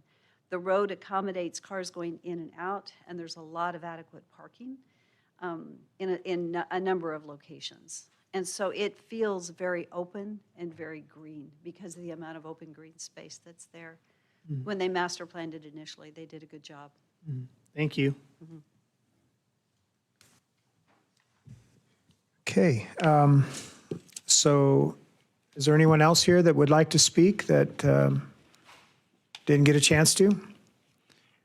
All right, so we'll go ahead and allow the applicant to come back forward and give a rebuttal based upon what you've heard. Thank you, Mr. Chair. Some really good points, and I appreciate working with some of the neighbors. They're thoughtful, and I would feel the same if I had a development coming in next to me. A couple of things that I'm recognizing now too, like Mayor Kling, maybe we need to look at that 5-foot rear setback, and that's not something that we want. Another thing that's occurred to me is maybe we would have looked at the comprehensive plan next to River Oaks and not had it be RD or single-family 6 dwellings to unit. Anyway, we've done our best to harmonize with the neighbors and to meet the city's plan and code, and think that we've done a really good job. So that's a general overview. Ms. Rhodes asked, why do we have to fill every nook and corner? We don't. As we drive around and see the varying uses of intensity next to the field with a couple of horses, that's because those landowners have chosen to do it. And so landowner choice is what has helped make Nampa what it is. And for this particular property, the landowner's choosing to put more housing. And if that's different than what some of the other landowners around it would like, it was available on the market, and that's how we control what happens on property. We own it. She asked, is it better for single-family dwellings with yards for kids to play? That's true in some sense, and the other sense is My children don't play by themselves in their yard. They go to the neighbors, and then the neighbors and the neighbors, and they play in packs. So the question is, where's the pack today? And sometimes you call down the street to say, hey, are they over at your house or over at your house? So we believe that the central gathering place, it was a great suggestion, does fit the need of children in the neighborhood playing together. That socialization. This is really tight. It's too condensed. It's meeting code in every way. And I wanted to bring this up when Mayor Kling was talking. If we had the size and shape of property that River Oaks did, we could do what River Oaks did. The size and shape of this property is narrow and deep, and this is what that looks like. I love the way Mayor Kling said, may we please align our HOA standards? Yes, happy to do that. I said that at the last hearing. We're happy to do that and coordinate that in any way that you would like, because that's what we're trying to do. She mentioned it feels nice and open and green. I don't live there, but when I pulled in, I asked for permission to drive on the private roads and was invited in. And as I drove through, it's nice and clean, clean, clean. The front yards are really small, and I was surprised how narrow the roads were and how tight it kind of felt. After all the testimony I heard, I was thinking there would be a little bit more open feel in the front as I'm driving through the subdivision. Every nook and cranny of that subdivision either has a dwelling unit on it or a visitor parking. And when I say every nook and cranny, it's landscaped beautifully. Don't get me wrong. If I lived in Nampa, I'd choose to live there. It's beautiful. And it might be open to some people. To me, it felt narrow.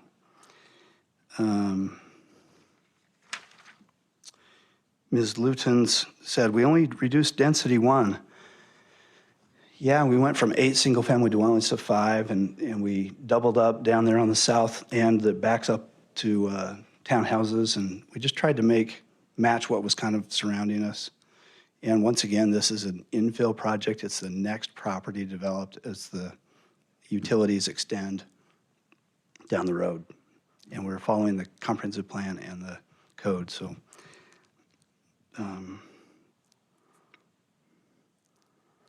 Yeah, the rear yards. I do a lot of driving. I'm thinking that you guys do also and pay attention. I'm surprised at what people will live in because I wouldn't live there because of the 5-yard setback or the 20-yard or because it's, over the fence is such and such. People live in places. As I drive the interstate toward Boise, every time I see all those houses going up right along the interstate, somebody will buy these and somebody live there and they'll be grateful to have a beautiful home that's in proximity to the services that Nampa has to offer. So thank you, Mr. Chair. Quick question for you then. The side yard setbacks are, that's not for me, is it? Oh, okay. Somebody's trying to bribe me or what? How much you got? Hershey's and coffee. What is the proposed side yard setbacks? Interior is 5 feet, except for the common wall between the townhouses. So it's a total of 10 feet between units? Yes, Okay. between buildings. 10 feet between buildings, 5 feet to the property line, assumed. Okay. Mr. President, when And, hold on just a second. And then are these units proposed to have garages? Yes, all of One them, or 2-car. 2-car? So what's the driveway length as far as in front of the units? As near as I could tell from the plan that I was looking at, it was 19 to 22 feet. Okay, that would be from the curb to the front of the unit? Yes. Okay, so there's enough room there for a car to be parked? Most cars. Or 2 cars to be parked in front of a 2-car Yes. garage? Yeah, if you have a pickup with a Stinger on it and it's a crew cab, you're The probably width- not going to The get width them of the actual drive surface then, is it 20 or is it 25? Don't know off the top of my head. Okay, well, maybe staff can answer that question for me. And then you talked about the HOA and adherence to the HOA. Have you researched what the HOA for River Oaks states? No, but I can, and I write a lot of CCNRs and have over the years, and I'm very, very comfortable with the feel and appearance of the River Oaks development and the standards it uses, and also my client. And I know his willingness to coordinate and his desire for a quality product. So Okay. I feel very comfortable that I can commit to saying, yes, we'll certainly align with River Oaks. The HOA requirements in the subdivision that I live in, there's a 30-foot front yard setback. So it does state in the HOA or in the CCNRs what sometimes these setbacks are, which exceed what maybe the city's requiring. So if it's found in the HOA that the setbacks are exceeding the numbers we're talking about here, are you okay with that? So I'm going to answer, yes, I'm okay with that, but I'm not okay matching what they've got. Remember, Okay. my testimony is that River Oaks had a different size and shape of piece of property. Mhm. We've got a very narrow one. So we're happy to align. That doesn't mean we're going to match on standards. Okay. And I'm happy to review that with neighbors or in the mayor's office or staff. And if we have something that we can't work through, what we think aligns, happy to come back to council or P&Z or wherever you'd like us to go. Well, I think it's going to be important for the council to have, or show discretion in how we handle the decision we're making tonight, but we do have the ability to amend or even modify some of these requirements if it suits our thoughts more. So we'll have that consideration later. But Councilman Bruner, you had a question?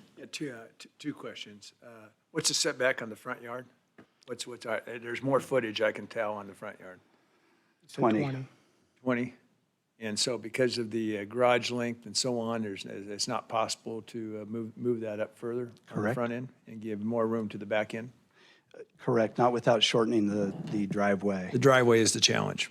And I think one of the public hearing individuals also was asking about the square footage of the units. What's our I believe square that's on footage? page 2 of the plat, which it's actually it's written right underneath each lot number on the screen. Parker, can you? See?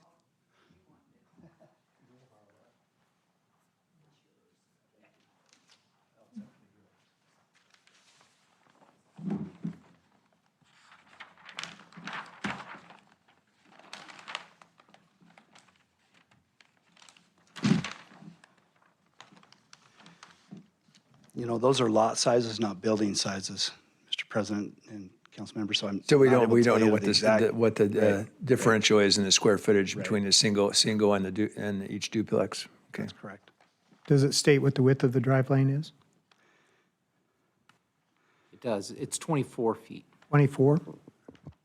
So it's a regular two-way road then. And are there internal sidewalks proposed? Okay. So there's connectivity to the main road? Okay. And Mr. President, then I think is my last question, and I realize it depends on market and it's changing on a daily basis. Do we have an approximate price on these at all? Not even a window of blah, blah, blah? Not that I've been privy to. Okay. I'm pretty sure the landowner and his partners have talked, but. Okay, thanks. Mr. President. Yes, Councilman Rodriguez. Darren. Or Gonzalez, whatever you want to go. Yeah, Gonzalez is fine. That was cute. My name's right here, and they Right? call me.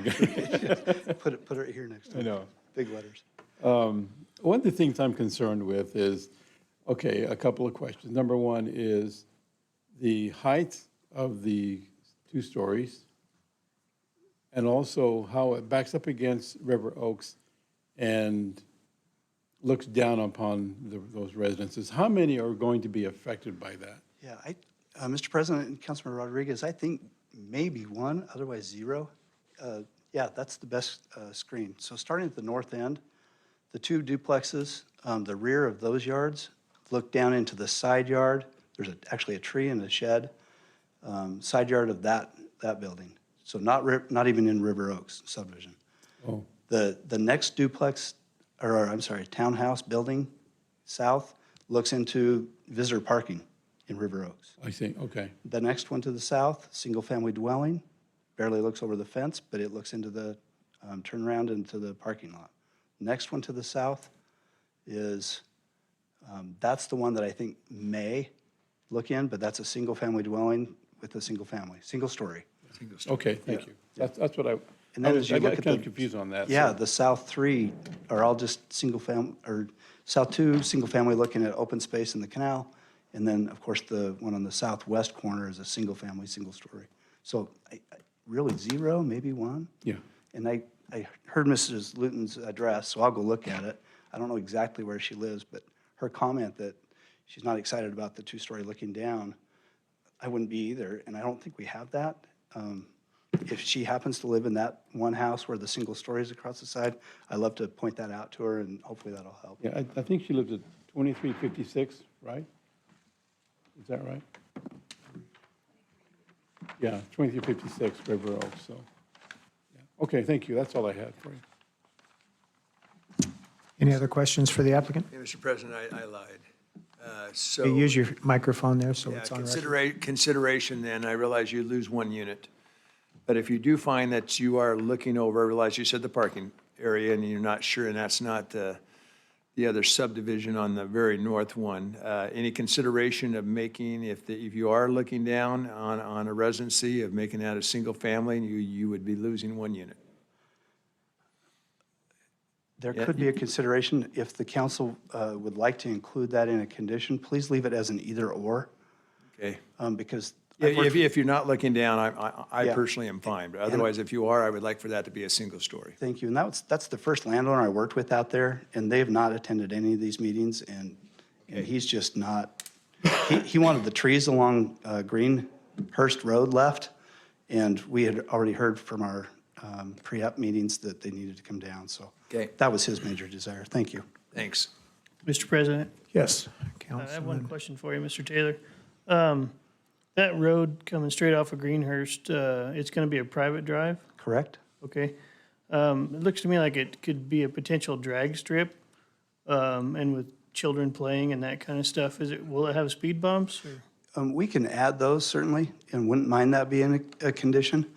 There are advantages and disadvantages. But, so for example, if we put one at each side of the play area, right?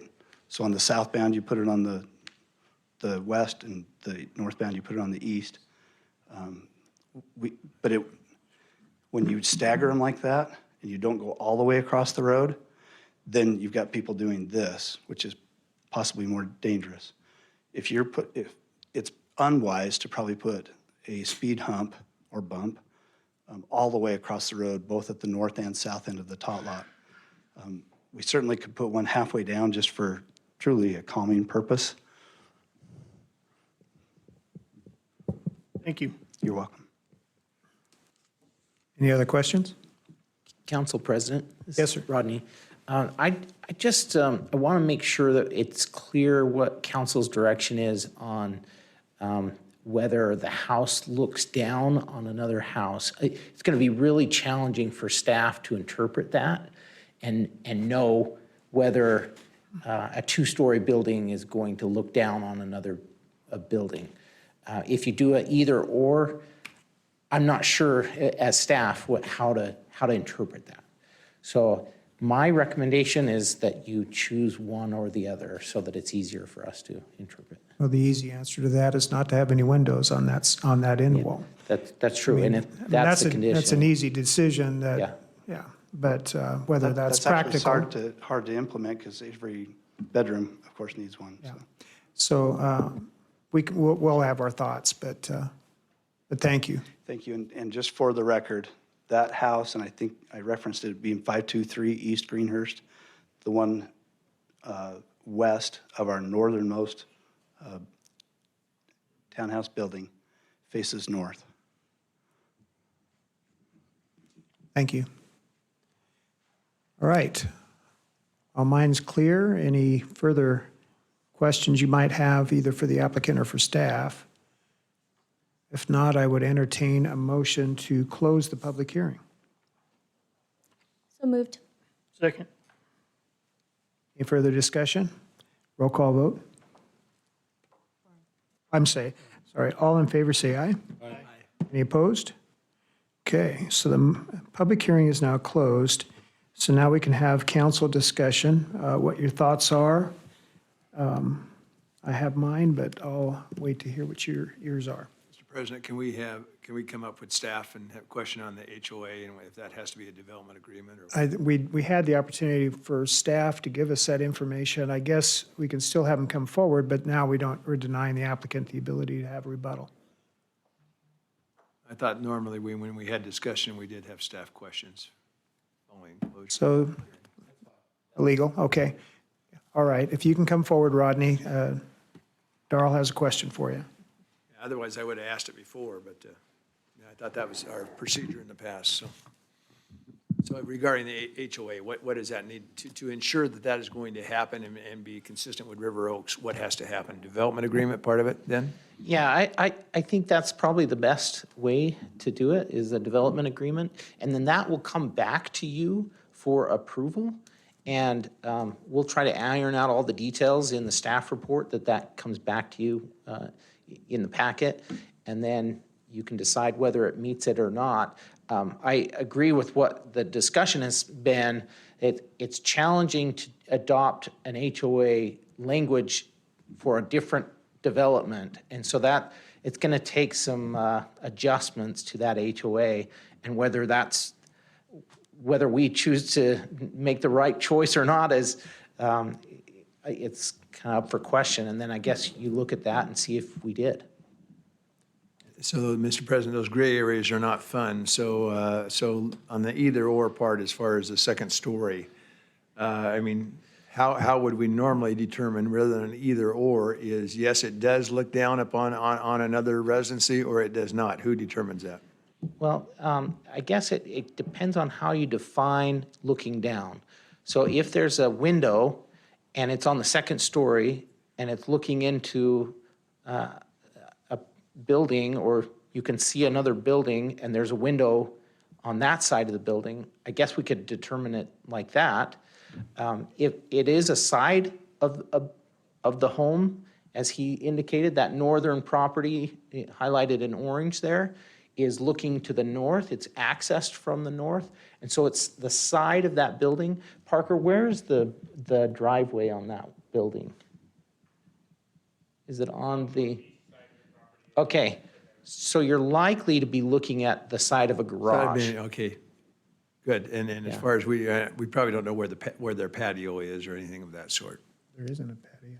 Yeah, I'm difficult to talking see that. about on the residence that are already existing.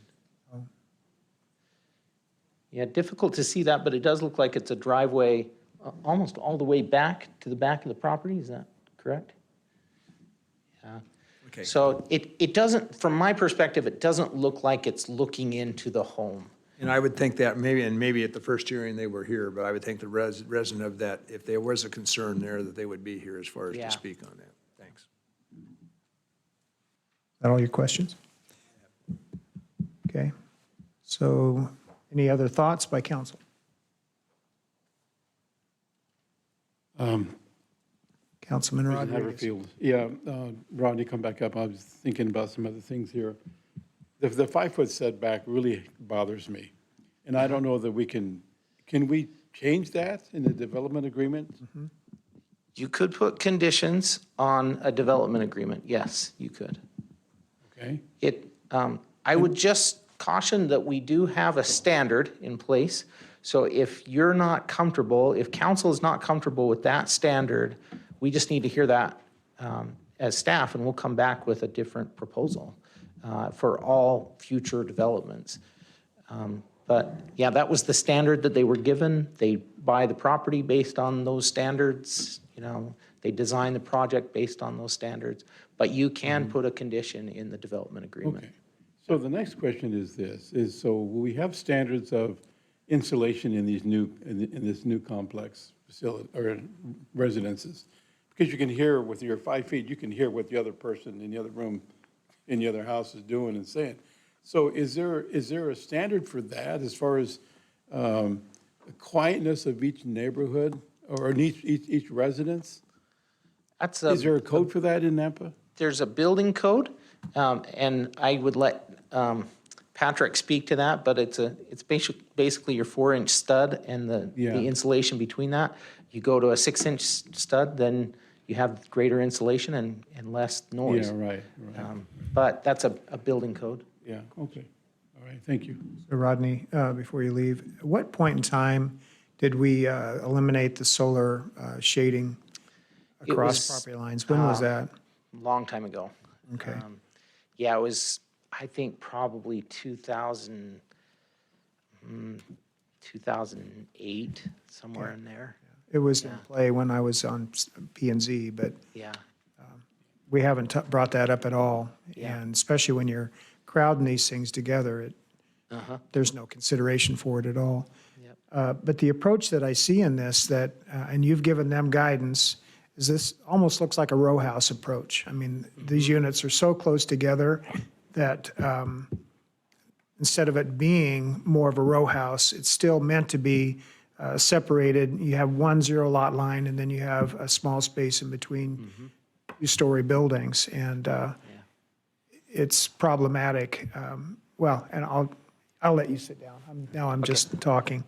So any other comments by council? Mayor, I'm ready to make a motion, and we'll just see what happens here. I'm not ready to have you Okay, make a motion. do you want to do discussion after, if there is a second, or do you want to have further? If you feel like you need to make a motion before I say anything, that's Oh, fine. that's fine, you go ahead. Okay. I thought you were finished, so I didn't realize you No, were I still. hadn't even said anything yet.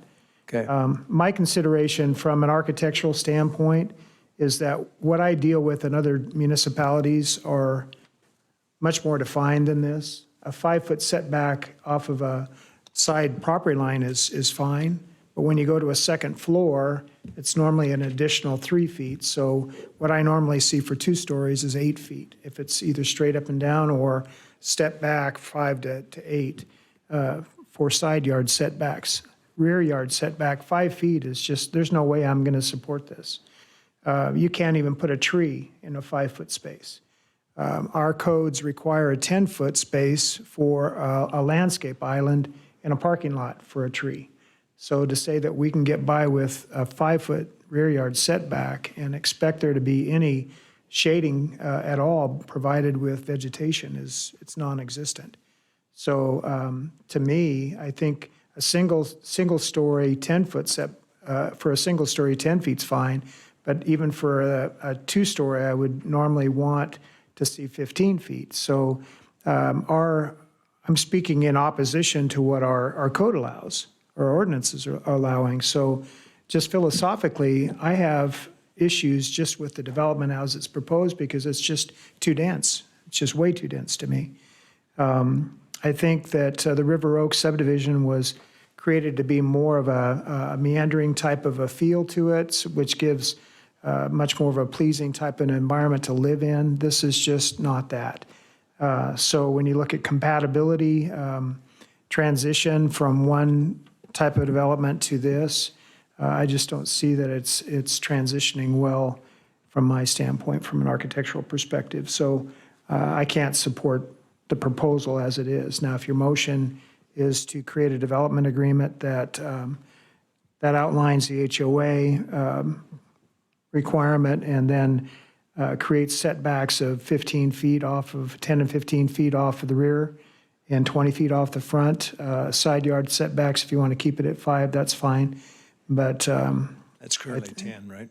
it's currently 5. Oh, 5 on each unit? Yeah. So a it's total of 10. Total to 10. And so when you start putting windows, there's just no place, again, keep in mind, if you go to look at the layout, the front of those townhouse units are just garages.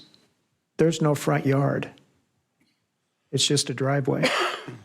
Mr. President, I'm gonna rebuttal here a little bit. I agree. I am just, if I'm a developer and you're usually the one who is advocating for the developer, I mean, how come this was not said at the first, at this first public hearing? And because it's for pretty much everything that we asked for, we have been accommodated. So if I'm a developer, what do? I totally agree this is too dense. And our code, as the mayor has mentioned when she was doing her public testimony, this needs to be looked at very closely. But boy, if I'm a developer, I'm just shaking my head and going, Nampa? What do you want from me? Yeah. Tell me, I mean, this is what you told me, and now all of a sudden you're taking it away. And that's very tough. The other question, Mr. President, because you are an architect and you're so adept at, but I already asked the applicant regarding the driveway. So how are they supposed to, I mean, I would think they would have to cut their units, only have one row of units to accommodate what you were saying with the driveway Not space. necessarily. If you have, I want to listen, because if this can be less dense and still be fair to the developer, that would be my answer. Well, just a second. The question was asked, the garages, are they one or two car? And it's two-car garage. So if they're two-car garage, the parking requirement's met inside of the structure, not in front. So we've allowed in the past developments to have less of a front yard setback, which in this case, we could say only 15 instead of 20, or even 10, because there's a 24-foot wide drive lane. We could look at shifting their footprint more towards the center corridor, allowing there to be more of a separation from the east and west and south property lines. That's something that could be considered and put in the development agreement. And I'm happy with that, but that's why I was asking the applicant about that, whether that was even feasible. Yeah, well, it is. I mean, that's why I made the comment, we can deliberate, we can make a determination as a council. So, Councilman Bauer.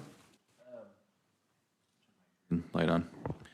I mean, I think even the developer knows it's pretty dense. So, and then the neighbors, I mean, besides the mayor, they've all been against it, essentially. So I'm asking you, President, why don't you make the motion, make it something reasonable that's not, as far as the fence and the setback. Yeah. That would be with your architect background, why don't you make the motion, see if someone agrees with it. Well, Councilman So it doesn't get denied. Brunner had a desire to make the motion. Well, no, I was ready to make a motion, but that doesn't mean it would pass. But if you have an answer to the driveway and the setback situation, I was going to make sure that I was going to extend the backyard by at least 3 feet. But that's doesn't sound like that's enough. But the other thing was I was going to make sure that HOA was consistent with River Oaks as far as in the development agreement. So I was going to make the motion to pass this. Well, let's just consider that for a second, just in dialogue as a council.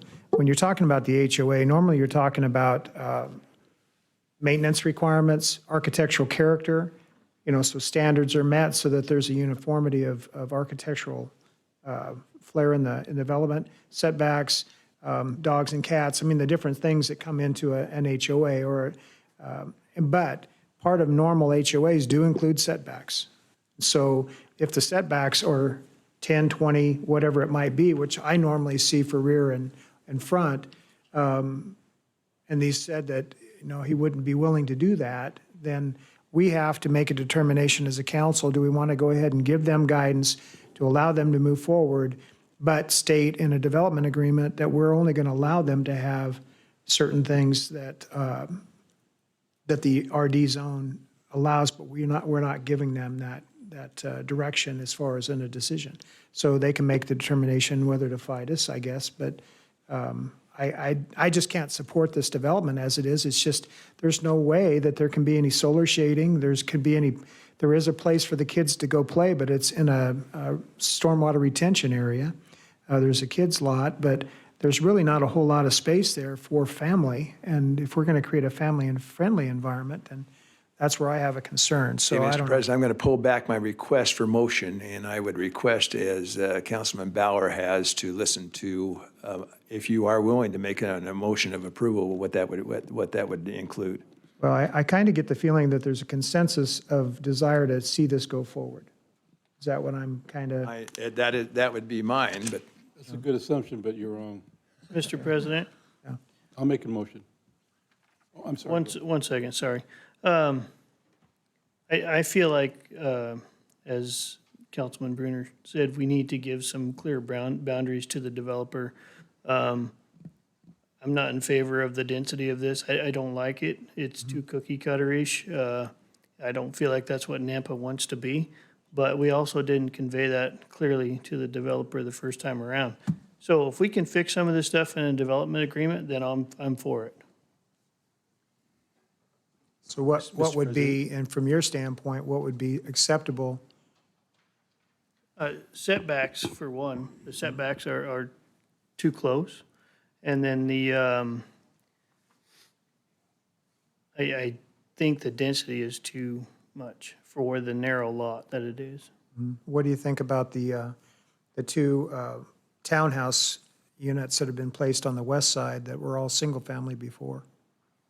Now you have introducing a two-story concept that wasn't a part of the original concept. I like the single-family residences better. Mr. President? Yeah. So it's an annexation request, the application before you. And, I mean, your big picture decision is up or down with what's been presented by the applicant. And as presented, if it's compliant with the code and the zone that they're requesting, then it meets what the city's asking for them. If the city council doesn't like it as presented, they certainly can vote no. If they've got to redesign elements that they want to request, rather than try and incorporate that into a DA, you'd be better served to reopen the public hearing, outline all of those redesign elements, and get the applicant's input. You may request a new plat being brought before you in a continued hearing. If the applicant's willing to do so, or if the applicant says, you know, you're asking too much and here's why, or it won't fit, or whatever explanation there may be, is going to be the better way to go forward. Because it's an annexation, again, you have that discretion to move a little slowly to make sure you get it right. Well, this zoning request is for RD. And I assume that the comp plan called for or allowing an RD or other zones. So the mere request for an RD doesn't state that we have to grant the RD zone, correct? That's the request in front of you, though. Yeah.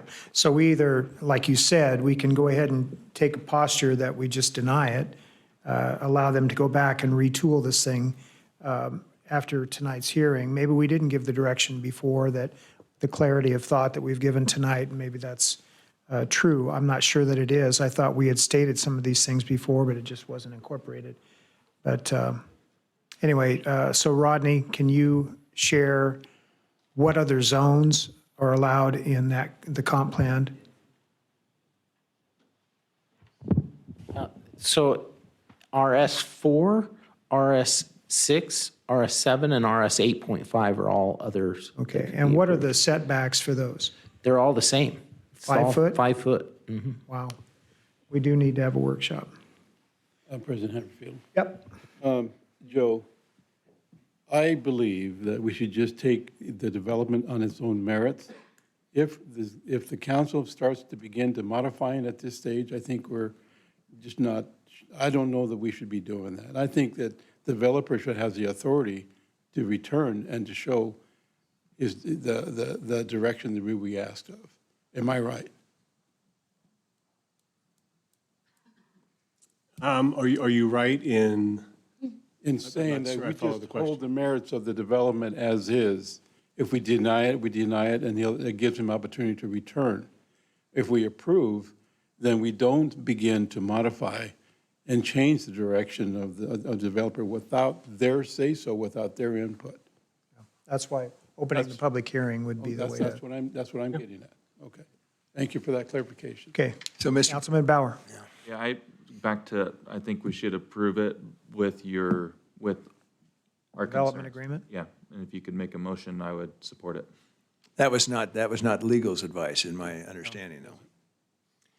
Yeah, Mr. President, I mean, that's not the plat in front of you. It's not the plat that was presented or requested of you. Right. I mean, you can go forward, you could make a request like that, the developer could choose to just not sign the development agreement, and nothing goes forward. That was what my original. You really don't know what it would look like, because it wouldn't look like what's on the screen. Okay, Mr. President, another question for legal then, and I hate this, boy, because I had to be shaking my head. We did not close the public hearing. We have closed this one. We, last go around, we continued this public hearing. Are we capable of reopening this public hearing and continuing it for another another session. You can if that's your And, choice. And Mayor, I'm sorry, you can just shoot us later, I don't know. But it's, my, You just like having me sit here, don't you? yeah. But I would be, I appreciate you very much because I would be very frustrated. And I don't like this either, but we did not give you, we gave you some suggestions, but here we go again. So I can't promise that we won't have more in the future, but if we could do that illegal, that would be my suggestion. You could certainly reopen the public hearing, express the desires of what you'd like to see changed in order to gain an approval, get the developer's perspective, whether or not that's feasible. The developer says no, you can vote tonight, up or down, on what's presented. So reopen the public hearing, allow the applicant to come back forward again after the discussion we've had. Correct. And then either continue it to the next hearing or make a vote. Yeah, so Mr. President, that's what I hear you saying is there's, 3 or 4 or 5 major elements of what's presented that perhaps the majority wants to see changed. And that would be required for this council to feel comfortable to approve it. Those changes would need to be made. If that's the case, you could express those to the developer. He'd be able to respond whether that's feasible, whether he'd be able to, or be interested in coming back, or whether he'd request you simply to vote up or down today on the application in front of you. What's the will of the council? Reopen it. Yeah. Need a motion? So move that we reopen. Second. Roll call? Rodriguez, No. Chingula, Yes. Haverfield, Yes. Bauer, Yes. Reynolds, Yes. Brunner. Yes. 5 in favor, 1 opposed, motion carries. Okay, so the public hearing has been reopened, which puts us back into a position where the applicant can come forward. We've expressed some concerns, some thoughts. You've probably taken some good notes, and maybe you have some thoughts that can persuade us one way or the other, or we can continue this to the next hearing. What's your preference? Thank you, Mr. President and Council, for your thoughtful consideration of this. I've written a couple of notes, way too dense. Maybe another way of saying that is setbacks. So 15 in the rear, 20 in the front, or at least kind of shift it a little bit so you can get your rear setbacks. And then the cookie cutter design. So density, cookie cutter design, and then the setbacks are the 3 big ones I've heard. If there are others, I'll keep reviewing my notes, but please articulate those, and we would request a continued hearing.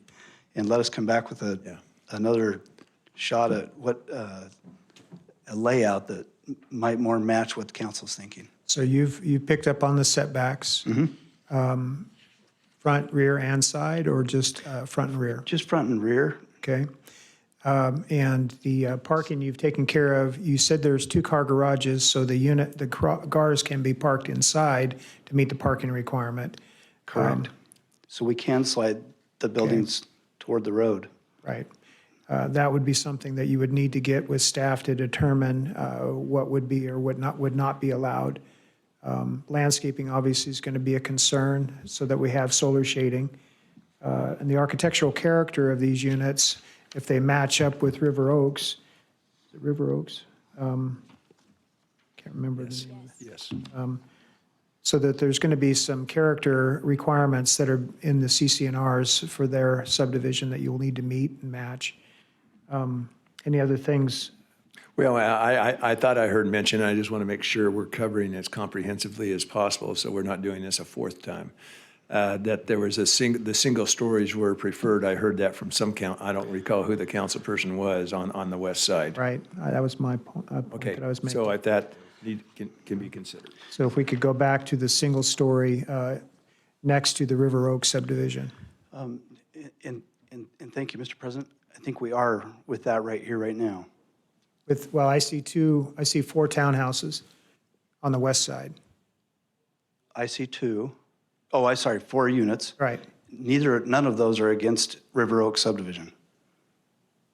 Those are touching that single-family dwelling. Yeah, I think just from a transitional, because, I mean, when we look at transition housing, it's nice to be able to see that's taking place. We're still talking about putting a 2-story, unless it's a 15-foot setback off of that property line, I'm not going to support it. I understand, and Mr. President, we're probably, and I'm guessing right now, 35 to 50 feet from that the existing structures are on the west from the property line, and there are trees there. Okay. So we can still go single-family dwelling. I think that's what I really hear you say. Yeah. Is change those two back to single-family dwellings. Okay. Okay. They're not looking into anybody's yards. And this is something you can reconsider, talk to staff about, but a direction given by council is the setbacks, is the potential for shifting of your footprints. Yeah. Going back to single-level, single-family residences on the west side, adjacent to River Oaks, matching the HOA requirements for River Oaks. Was there anything else that was stated? Fencing, I think, was discussed before. That hasn't changed. Anything else? Okay. So that's kind of a direction given. I think your preference is to go ahead and continue this to our next hearing. Please and thank you, and sorry. Is that to- good enough, 2 weeks, Yes. or do you think you might need more than that? 2 is fine. Okay. So I need a motion to continue this to the next city council meeting. So move. And just to reiterate as last time that the mayor is first on the agenda for a public hearing. Where'd she go? Got it. Okay.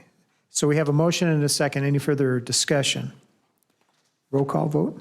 Rodriguez. Yes. Changula. Yes. Reynolds. Yes. Hammerfield. Yes. Bauer. Yes. Brunner. Yes. All in favor, motion carries. So we're continued to the next hearing. All right. Thank you. Appreciate your patience with us. Let me take a break. You need a break? I need a break. Psychological break? Coffee's No, I getting know. cold now. I'm gonna go do it anyway.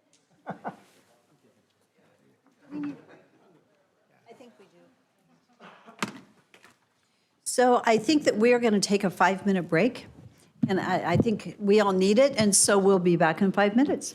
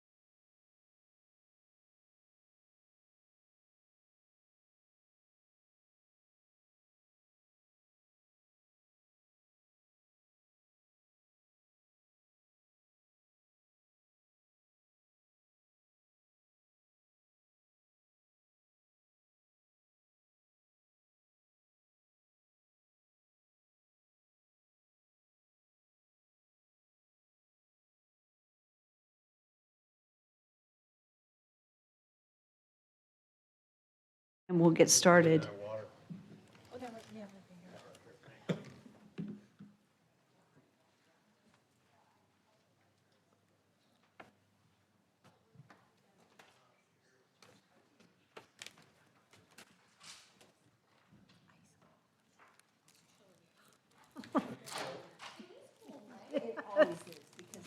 No, we're not cold.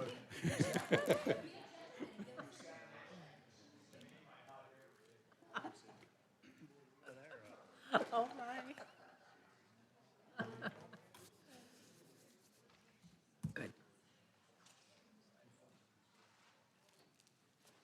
Okay, I think we're ready to get started. We're moving on to public hearing. It's our second one, item 7.2 on the agenda. This is an action item. This is a zoning map amendment from community business to light industrial and a potential development agreement at 2912 Caldwell Boulevard.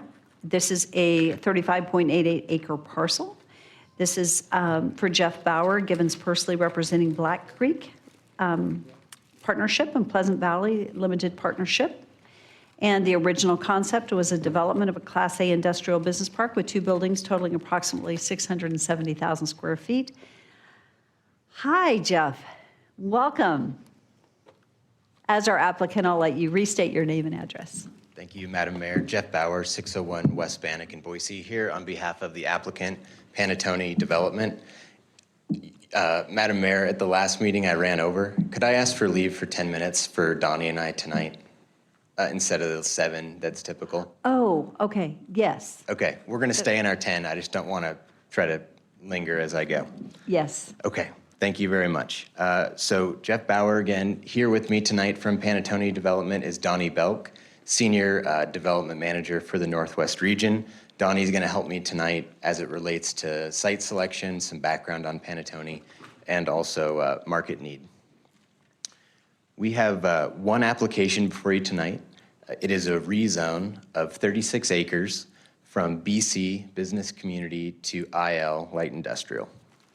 We are proposing a development agreement with this rezone for typical reasons, as I've been here before recently, to implement a site plan and design standards. We'll go over those in detail. We did go before P&Z last month.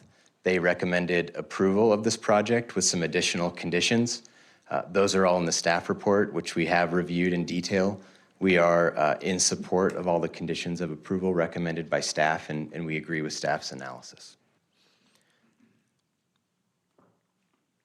Uh-oh, not working.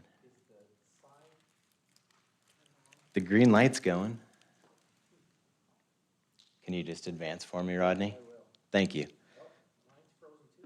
All right. There we go. Yep, that's one. Thank you very much. So again, 36 acres. We're on the northwest corner of Middleton Road and Caldwell Boulevard. And we have the comprehensive plan map on the right-hand side of your screen. So this is shown as commercial on the comprehensive plan. We do have industrial land use designations to the north and west, and we are asking for light industrial, which is supported by the comprehensive plan because of your plan's ability to stretch one parcel. Okay, property zoning. This property was annexed in 2000, so 22 years ago, annexed and given the zoning that it has today. No use has come forward on the site until our proposed project. We have industrial zoning to the north and industrial zoning to the west and east still in the county. So those are M1 and M2 county industrial zones. We do believe that the zoning we're proposing is compatible based on the northern industrial as well as the industrial to the east and west. So here's our site plan. 2 buildings totaling 650,000 square feet. We have 2 access points on Middleton Road and 2 access points on Caldwell Boulevard. The yellow areas you're seeing there are sites designated internal to the building for accessory office or showroom uses. And we have about 14,000 square feet of that type of space. We have designed this sensitive to some of the discussions we've had before as sort of a courtyard design. So all of our dock doors face internal to the site, and all of our truck parking is also internal to the site to keep that out of public view as best as possible. We're pretty much ready to go on this project. We have building permits ready to be applied for, so very close to final construction designs. We'd like to apply for our building permits pending your approval in the next month or two, start construction early 2023, and hopefully be completed by mid-year 2024. There is a large green space on the hard corner there. I just want to point out that's not part of our site. That's a separate parcel. It is slated for development now as a gas station and convenience store. Again, we think that'll be compatible with our use. Getting to design, again, I know this has been an important issue for the city. Of all my clients I brought before you recently, this has been the most willing to redesign and adjust to design standards as they've kind of floated to the top from city staff. So there are no design standards in the city for Project Zone IL. There appears to be a pretty solid draft of those standards that have been provided to the Planning and Zoning Commission through planning staff that made it into our proposed conditions of approval. So when we got those, we went back and redesigned some of our primary facades and updated those in the packet before you tonight. Long story short, we are ready to meet the draft standards on our primary facades. This is the south facade facing Caldwell Boulevard. I'll just highlight that we have a mix of materials that meets the standards, and we are also proposing 15% glazing, which exceeds the 10% that we believe will be adopted in your future standards. So again, we recognize Caldwell Boulevard, very important frontage for the city. We want this to continue to have that sort of commercial storefront look, and so that's why we've increased the glazing. We're doing more of the office pop-outs, more roofline variation to give it that feel. A early mock-up before we really put pen to paper after P&Z, and then here's a photorealistic version of the southeast corner.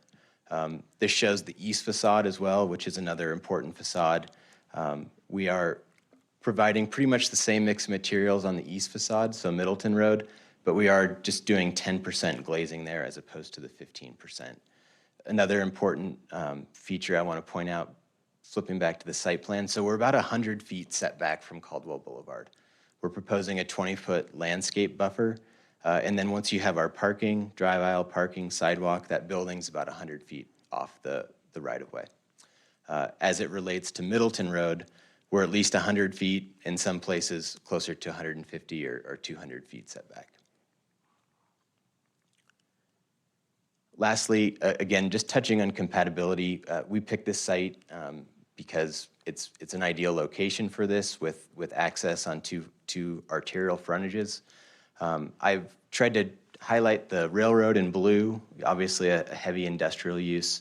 All of the yellow areas are either auto sales or salvage yard, and then the red are what I would consider industrial or light industrial uses. And again, that's just to highlight our compatibility. Traffic came up, and I need to save some time for Donnie, so I'll be brief and I can answer questions on this. But traffic came up at P&Z, and basically what we did here is we had our traffic engineers show what if this site was developed as business commercial? What would the traffic difference be for the city? And basically what you're seeing is about 7 to 8 times more traffic if this developed as a commercial use, you know, a Walmart or a home goods store or something like that. Those types of uses generate quite a bit more traffic. And so again, if there are questions, I can run through this in detail. And with that, I will turn it over to Mr. Belk to touch on Panettone.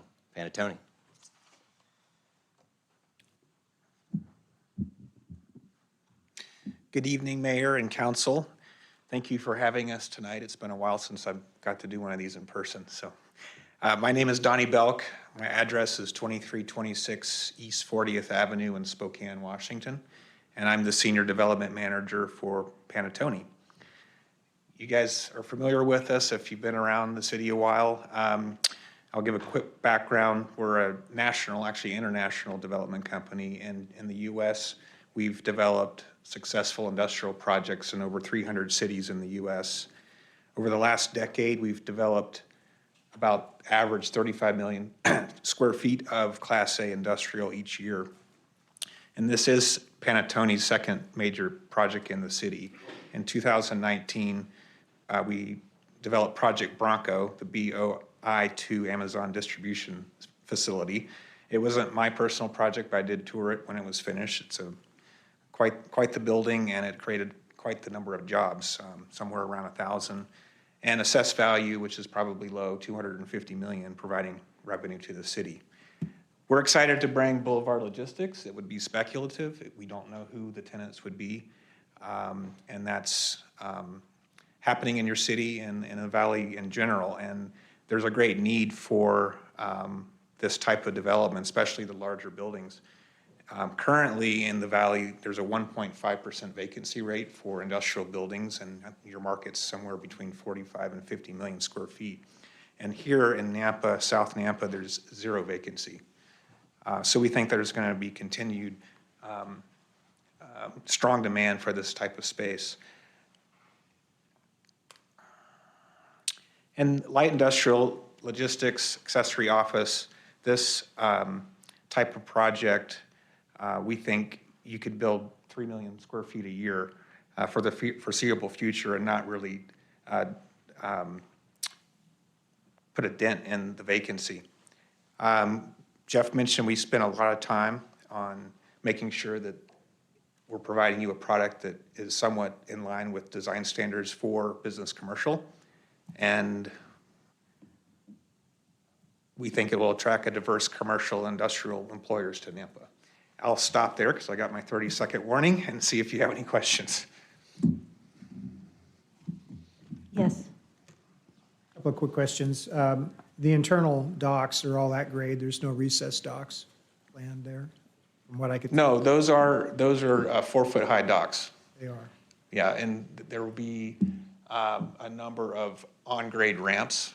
So a standard dock is 4 feet off of the truck court, which are shielded from the arterials. I just wasn't picking it up on the site plan that you had a recess going down, and so the whole back of the building is 4 feet down then? Correct. Okay. And the type of construction, is it tilt-up concrete? Yes. Okay. And I would assume then the type of construction is going to be a type 1, type 2 construction, all non-combustible? Correct. Okay, so the fire department hasn't had any issue with the height of the building at this point? They have not. It'll be ESFR sprinkler, early For high suppression. It can be, and the tenants can come to us with their tenant improvement, and then depending on what they're storing, we can modify the sprinkler system if we have to. But this is the best in class for a shell space. So you're looking at all basically open shell space without mezzanines at this point? Correct. We can add those in later then? You can. Okay. Thank you. Are there any other questions for our applicant? Was there anything, I know you ran out of time, was there anything extremely important that you had intended to say that you didn't get to say? No. Okay. Thank you. Thank you. Okay, so Rodney, is this yours? Okay.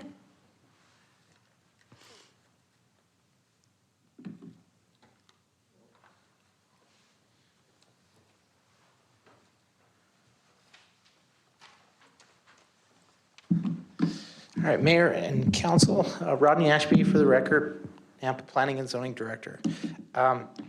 And much of what I had in my staff report was already covered with the applicant's presentation, so I'll try to go through these pretty quickly. You've heard the request already. Staff does find that several of the criteria required by code are clearly met, and that with a development agreement, we believe that the subjective criteria are also met for compliance with the following conclusions of law. And the first one for zoning is stated on the screen right now and in your staff report. Essentially, you need to be in harmony with the city's comprehensive plan and the text and the map. And as the applicant has indicated on our map, we allow for a designation in the comprehensive plan to be stretched one parcel deep. That's intended to make the comprehensive plan a little bit fluid, so that we're not creating a zoning map with our comprehensive plan, but it's allowing some flexibility. And so with that ability, staff finds the amendment would be in harmony with the land use map and meets this criterion. The second conclusion of law that must be found is that it's reasonably compatible. The use is reasonably compatible with existing and adjoining property uses. So staff finds that the use is reasonably compatible with the existing adjoining property uses if the council were to require the project enter into a development agreement with specific design standards that would make this project compatible. The next one, the proposed map, it would make a change on the land use map of the city, which would establish an area of zoning the same as or compatible with immediately adjoining districts. So staff suggests that the proposed zone may be compatible with the design standards being included in a development agreement. The next one is the proposed map amendment would not create a spot zone, and it wouldn't serve only the applicant. It's intended to look at the city as a whole. Does this benefit the city and the general area? And staff finds that the proposed aisle zoning would not create a spot zone because the comprehensive plan says that it can be stretched, that industrial designation. So technically it cannot be considered a spot zone because it matches that. And then the last one is it in the interest of the public and reasonably necessary? This is a lot more subjective. It's a lot harder for staff to conclude one way or another, but generally if the standards that we've required for other buildings in the same area were to be enforced, or a version of those standards, it may be that it is compliant. So based upon the analysis that was completed, utilizing the conclusions of law, Nampa Comprehensive Plan, and the Nampa City Code, coupled with the findings and conditions listed in the staff report, the project appears to meet all requirements. Staff can reasonably recommend to the City Council that the project be approved. Okay, so comprehensive plan, you can see that the applicant has already talked about that being stretched from the north. So here's the zoning. So it's a BC zone. Just to the north is the IL zone. You can see that a little closer there. And so if it were stretched, you'd be able to be consistent with it to the north. Surrounding land uses. He's already highlighted a bunch of uses, but I did want to point out one just to the west. You can kind of see on this view here, the green space to the south side of Caldwell Boulevard is a development that just barely got their conditional use permit to do multifamily dwellings on that property.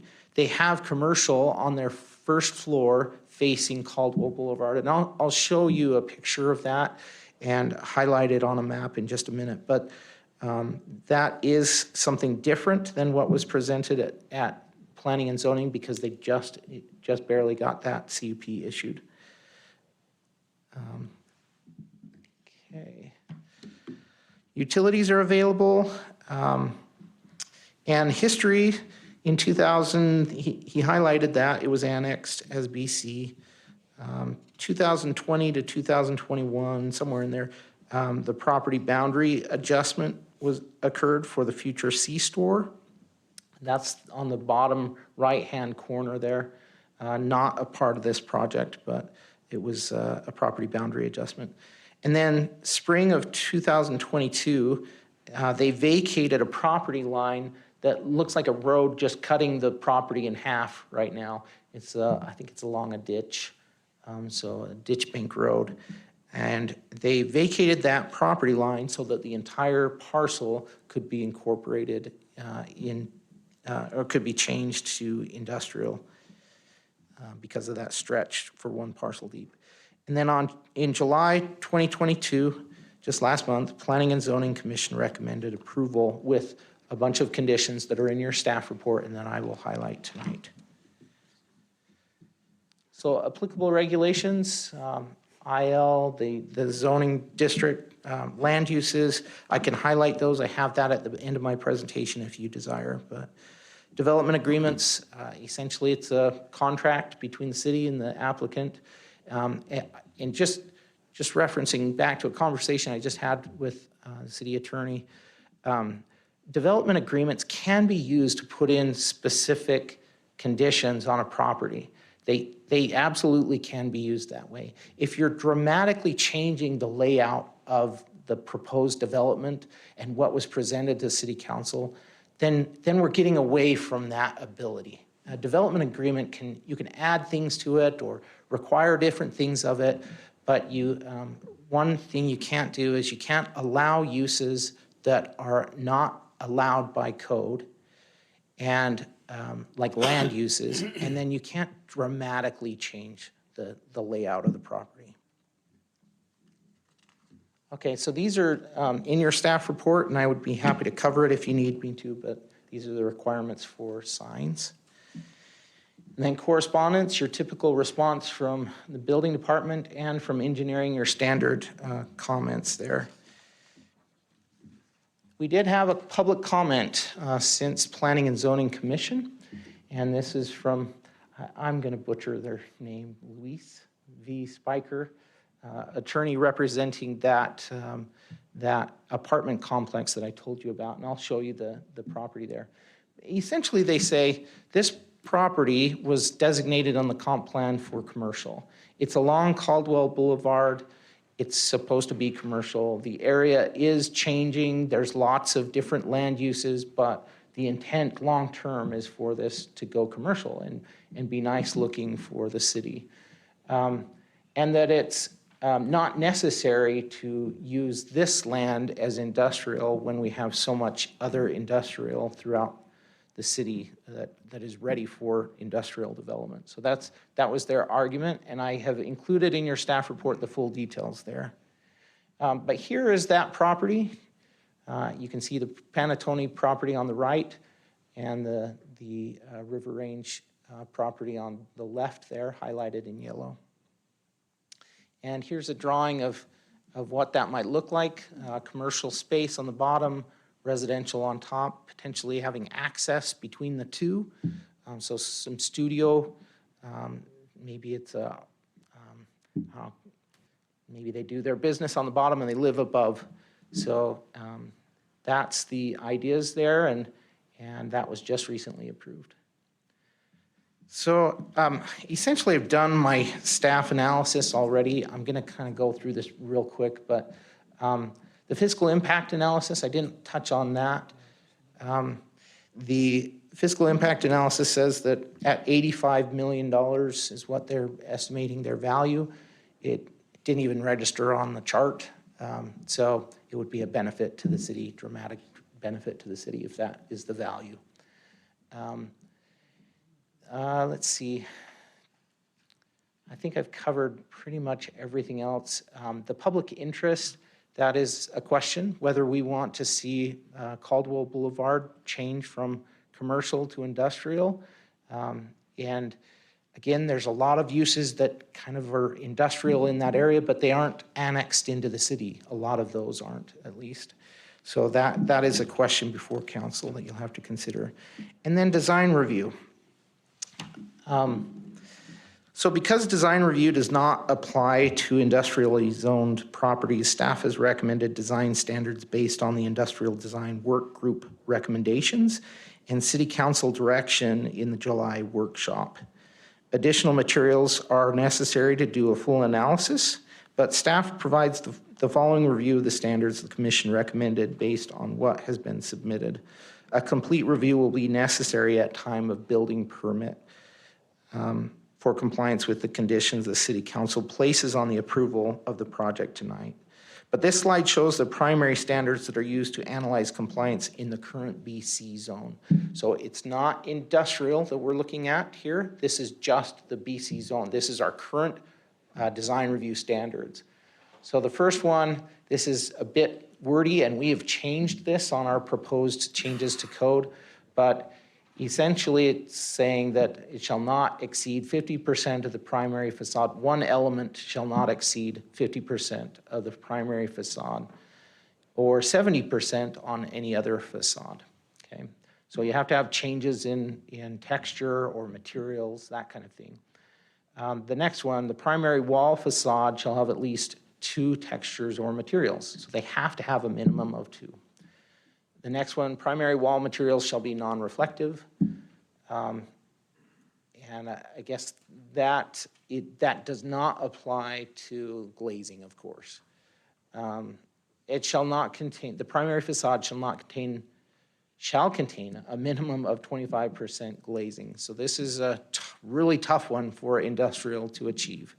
And I'll get into that in a minute. But, this next one, visual displacement, the structural walls, if they're 100 feet or more, they need to have changes in roof height, and the facade needs to fluctuate in, articulate back and forth if it's over 100 feet. Public entrances shall be clearly identified. Overhead doors, for service, I can skip that. That's pretty typical, but the last one there is loading docks shall not face the front of the property. So again, those are all BC required conditions for design review and the GB zone as well. So these are the elevations that they've shown. I can go through these pretty quickly if you don't have any questions about them, but these have been revised based on the comments from Planning and Zoning Commission. The east elevation, the south elevation, the west elevation, the south of Building 2. This is the one that's most prominent to Caldwell Boulevard. And then the north elevation on Building 2, the west elevation. So again, west elevation is not going to have your windows except for that corner property, or the corner of that building, as you can see right there. And then this is that southeast corner. So to the left on this slide is fronting Caldwell Boulevard. To the east is going to be facing Middleton, yes, thank you. So south elevation, there's the, just showing that articulation. Let me zoom in a little bit here. You can see that articulation, and it's not much, but it's enough to show a difference in the wall plane, so there's not just one flat plain wall all the way down. So that's showing that articulation there. The development agreement, and we've worked this out with the applicant, but proposed development agreement, basically, it had language that seemed to imply that that they would not have to go through a CUP for land uses that require a CUP in the IL zone. And we clarified that with them. They understand that that can't be done according to state law. So we're going to change that in the development agreement. And here are the recommended conditions. These are all based on engineering's comments, building's comments. And then the last one is a summary of all of the changes that we at the time, the work group for industrial design review recommended these changes. And so essentially we're just saying, comply with those conditions that the work group recommended, and here they are. Here are those conditions. And essentially what I'm finding, and a full review will have to be done at building permit, but right now, as I look at it, it appears that all of those conditions are being met with their proposed development. And there is a potential motion for your consideration. I'm sorry it took so long, but it's a big one. I would stand for questions. Thank you, Rodney. Are there any questions for Rodney? Councilman Rodriguez. Thank you, Mayor. Thank you, Rodney, Mayor, Council. do you have a picture, an overview of the intersection of Middleton Road and Caldwell Boulevard? Or maybe Daniel does. But I want to point Parker, you want to bring that up, or Daniel? Thank you. Because I think I didn't see in the development agreement that there would be any kind of road exiting and entering into this land, and it's a mess. Middleton Road is terrible when it comes to traffic.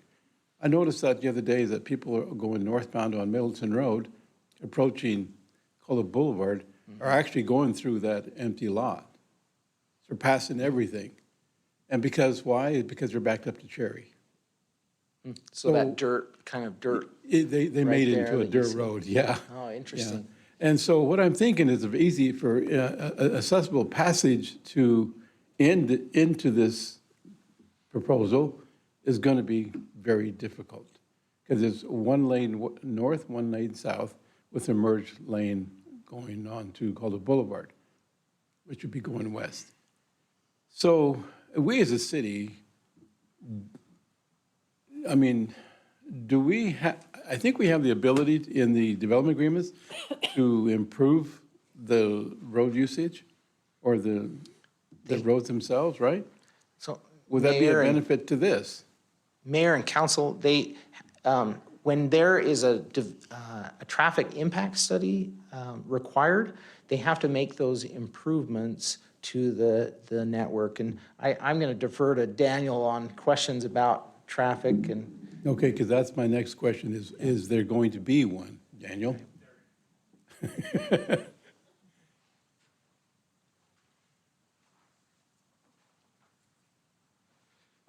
Mayor, Councilman Rodriguez, they have completed a traffic impact study on the project.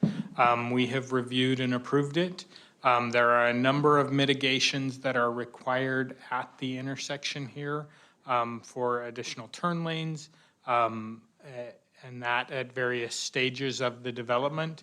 And so, yes, they do have mitigations that they will have to perform to address the traffic deficiencies shown in the traffic study. Okay, so do we get a chance to view that, or just going to go ahead and, it's already approved with the development agreement?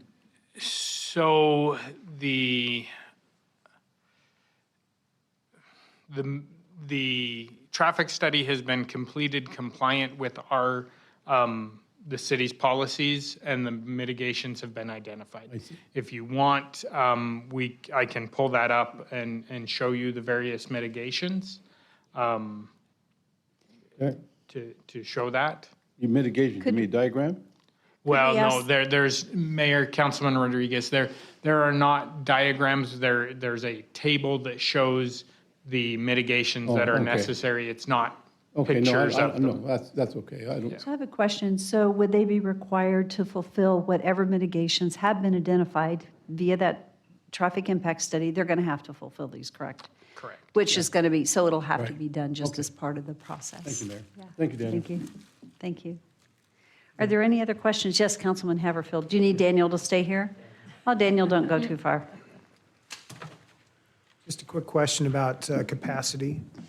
Since these are vacant buildings and we're allowing numerous different uses that are in the IL zone that are permitted, if a wafer manufacturing company wanted to come in and do high-tech type, a lot of water processing, do we have the capacity?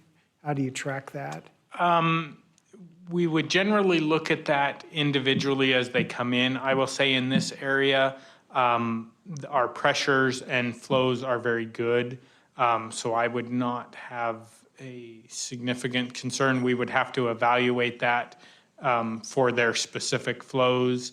But we have good pressures and flows out in this area. So I would expect that we would be able to handle that. On the wastewater side of things, there may be some improvements they may have to do to the Middleton Lift Station that's located right there near their site.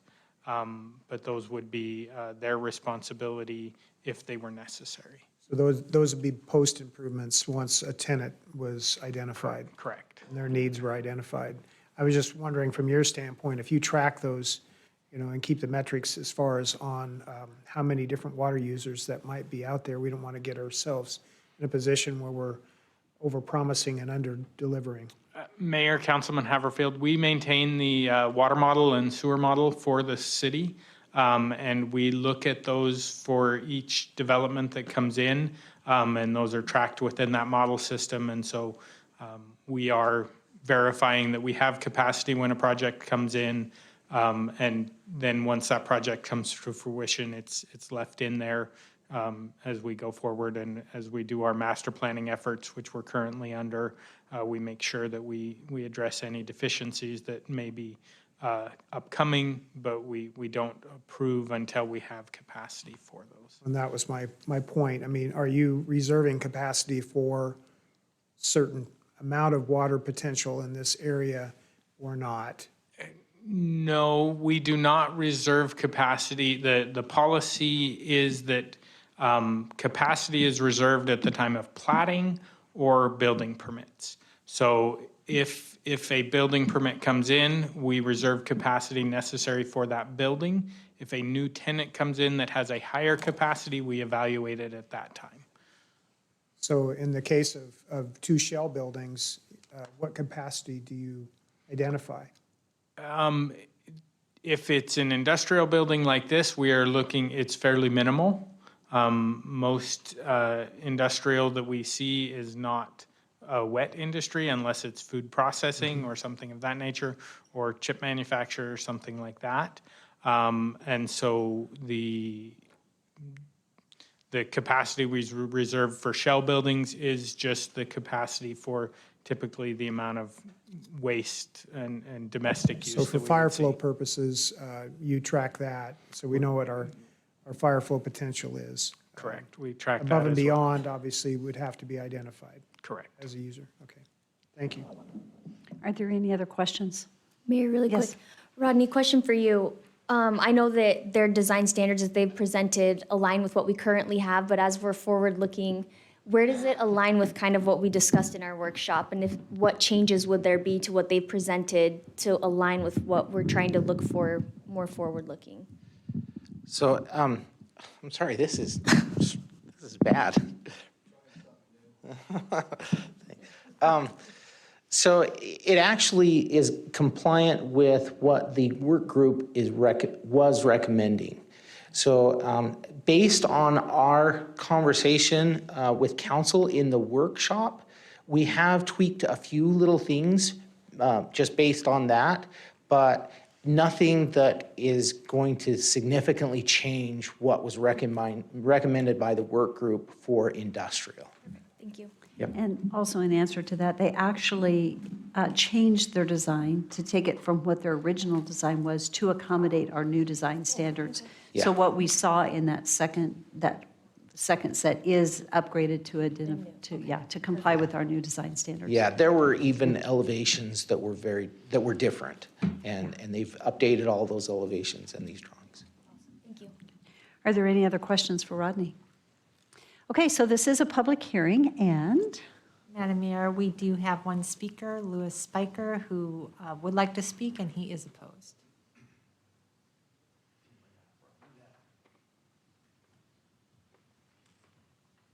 thank you for restating your name and address. Thank you. My name is Louis Spiker. I'm with Johnson May, and I'm at 199 North Capitol Boulevard in Boise. And as Rodney stated, I represent RRCB LLC, which is the developer of the mixed-use project that's across Caldwell Boulevard to the southwest that Rodney identified. In addition to that commercial space that Rodney showed you the rendering of, there's 300 apartment units in that. In addition to receiving the conditional use permit, those designs are currently in the design review process and have been submitted. My clients are opposed to the request to rezone this parcel from BC to IL. We believe it's not in accordance with the goals outlined in the city's comprehensive plan, and the proposed use is not consistent with existing or intended uses within the Caldwell Boulevard corridor.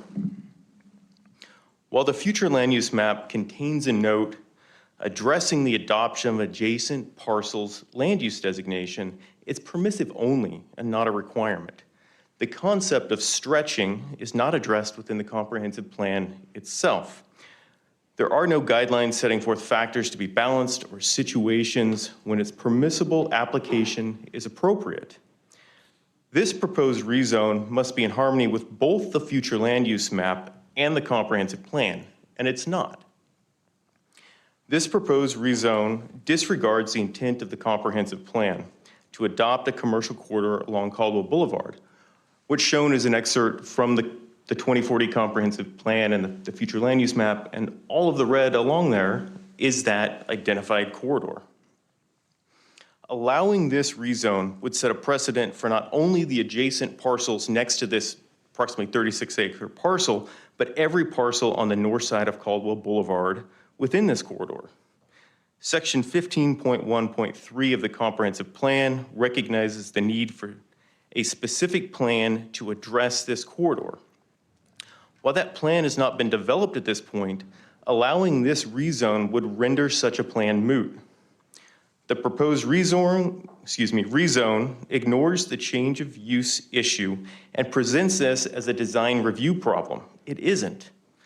As the staff report recognized, industrial and residential uses are generally not compatible. My client's project is not addressed in the staff report. While it was addressed tonight, it wasn't in that, and it was not addressed at the Planning and Zoning Commission meeting. My client's project represents the contrast of uses that the comprehensive plan seeks to prevent. If you could move forward, probably 2 pages. Sorry. What's shown is the entrance from Caldwell Boulevard into my client's project. If you could go to the next page, Rodney. The interior renderings, and let's just continue through. The interior apartments, and again, this is what would be facing Caldwell Boulevard. This is not an issue of whether the aesthetics of the proposed industrial buildings can be brought to the same standard as the BC Design Review. This is the placement of a quarter-mile-long building along Caldwell Boulevard that will result in future industrial uses being sited within the same corridor.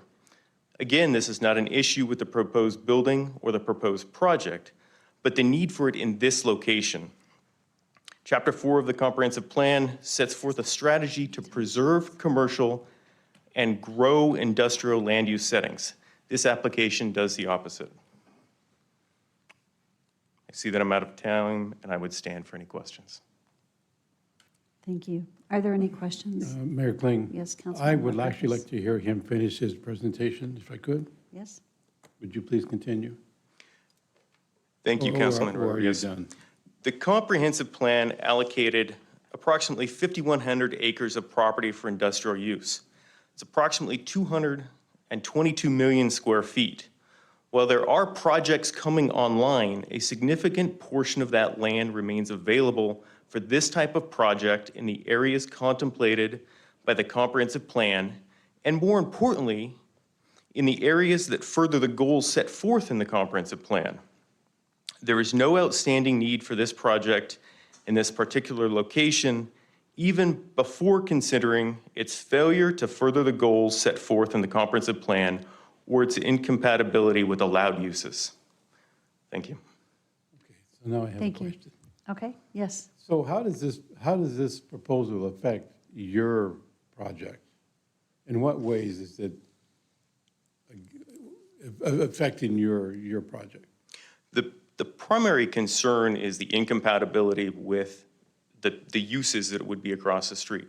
I understand that while not addressed in the staff presentation, there's also a mobile home park that's directly across the street that we're not addressing as well. So that's the standard that we have to look at. That's the test. The practical effect is that this will result in, I don't have the slide up, but this will result in industrial going all along because we've got industrial designated now on the comprehensive plan, and we can just move it forward. It could be anywhere along that railroad line. And that if the city desires to have a commercial corridor and to have that thoroughfare between Nampa and Caldwell be supported by those businesses and have that as a buffer between the corridor and the industrial uses that lay essentially between the railroad and then the interstate, that's my client's primary concern, is it's going to change the nature of what's surrounding my client's site. And we believe that that would have an impact both on the makeup of that part of the city and the desirability of a finished $100 million apartment complex project. So you're just west of Intermountain Gas on the south side of Caldwell Boulevard?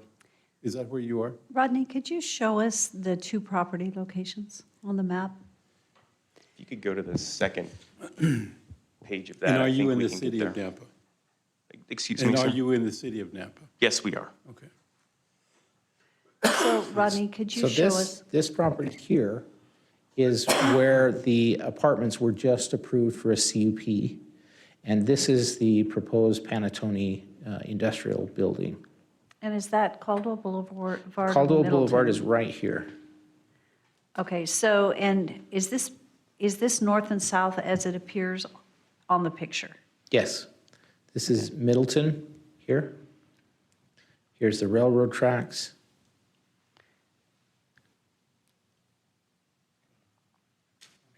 Gotcha, thank you. Thank you. Okay, thank you very much. Thank you, Madam Mayor. Thank you. Okay, so is there anyone else signed up? No, Madam Mayor. Okay, so is there anyone here that had intended to testify that did not get signed up? Okay, I see no one. And then Rodney, is there anyone online? No, Mayor. Okay, so this is an opportunity for applicant to come back and provide some wrap-up comments. Thank you, Madam Mayor. Jeff Bauer, 601 West Bannock in Boise. Appreciate the opportunity for rebuttal. I'll touch on a few things raised by Mr. Spiker. First, we believe, and we believe staff correctly analyzed that this project is in accordance with the future land use map and the comprehensive plan. As it relates to the future land use map, that note that allows designations to be stretched across parcels has been there as long as I've been doing this, I think for 10 plus years. So that shouldn't be a surprise to users to know that it is just a guide, it's fluid, and that industrial was a possibility in this area. As it relates to the text of the comprehensive plan, I didn't hear any specific goal or objective that this doesn't fulfill. I heard citation to section 15.1.3. That is a portion of your comprehensive plan that talks about the future adoption of area-specific plans. You have not yet adopted an area-specific plan for Caldwell Boulevard, but what the comprehensive plan today says in 15.1.3 is that you should study the geospatial relationship of various land uses on the commercial and industrial corridor of Caldwell Boulevard. I think that's a nod to the fact that in addition to commercial uses, the city may in fact find that industrial is correct on some portions of Caldwell Boulevard. And again, we believe that this is one of those sections, given the frontage onto arterials. Councilmember Rodriguez, to touch on some of your questions relative to traffic, it was summarized well, so I won't repeat it, but we have prepared a TIS, and we're also prepared to do all the mitigation required. And as I previously mentioned, this use will produce much less traffic than other types of commercial use in the area. So we think it will help as opposed to hurt traffic. As opposed to if Walmart came tomorrow, allowed use in the zone, they could add 17 to 20,000 trips per day. I'd also note one interesting thing in the traffic study is that intersection that you mentioned is currently level of service E, which is failing. Our mitigations, and that's today, before our project, our mitigations will bring it up to a D. Admittedly, still not the best level of service, but it is an improvement and it will function better with our project. Just to reiterate, we do have pretty strong buffers due to those arterials. So Middleton Road will be 100 feet of right-of-way once it's fully dedicated. Caldwell Boulevard's currently about 90 feet, so strong buffers. And to that mobile home park across across Caldwell Boulevard, when the city did improve Caldwell Boulevard, they put a sound attenuation wall against that mobile home park. And in which we believe, again, helps to mitigate our use. But it's also, that mobile home park today is what I would call a non-conforming use. So the city's actually zoned that as commercial, and you have residential there today. So the idea isn't that that will be there forever. It will be some type of business or commercial in the future. We think, again, that this type of use will be supportive of, our neighbors' mixed-use development. We got more employees coming to the market. They need places to work, hopefully very close by. There's also a lot of vacant commercial on Caldwell Boulevard, and we hope that our employees help to support the local businesses in the area. $85 million was a very conservative estimate. We think it'll probably be closer to $125 million in terms of assessed value. And as it relates to, there are a lot of other sites for this type of use. There's other designations. It is true that there are other areas on your map designated for industrial use, but as you all know, it comes down to what property's annexed, where service is available, and what private landowners willing to work with you. And currently, those types of sites are extremely limited that meet all those criteria, and this is one. So again, we'd ask for your approval, and I'd stand for any additional questions. I have a question for you, and it has to do with the design of this building. So this corner exceeds the design standards, and is that because it does have an intent of a potential commercial or service sector type occupant? Is it in that corner right there?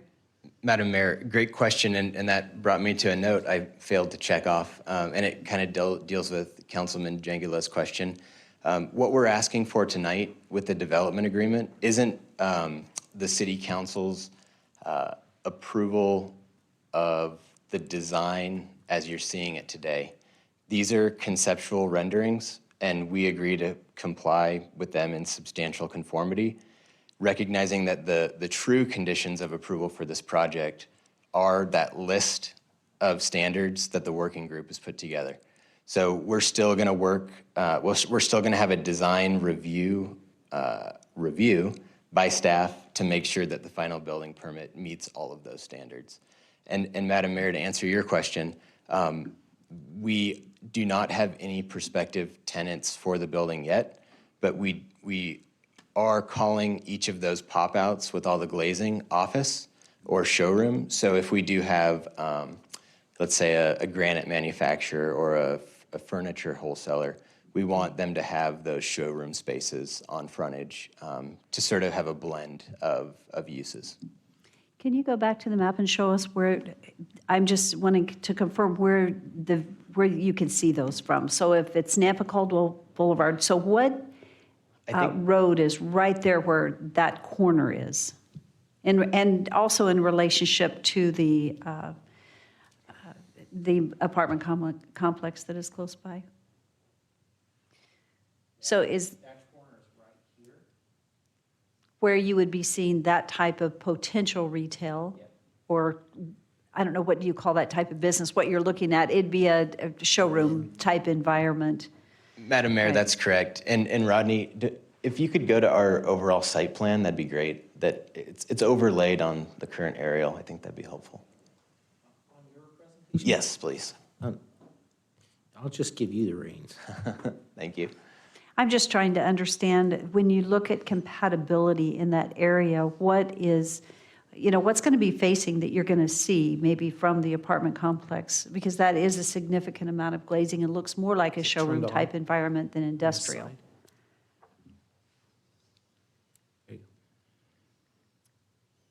Okay.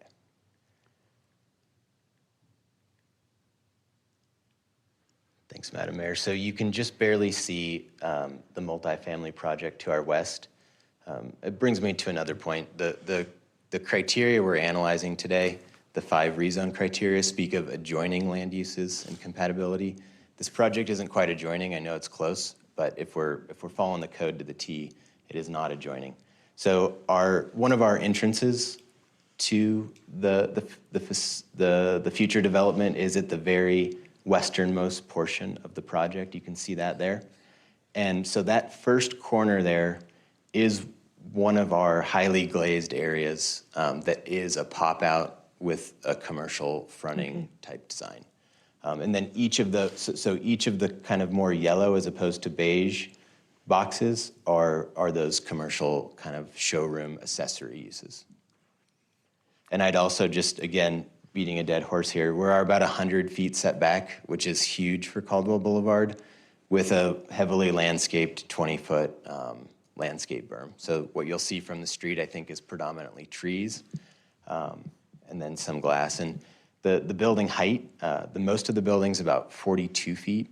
Our pop-ups are 45, so not as tall as some of the other industrial buildings that the city's seen as well. Thank you.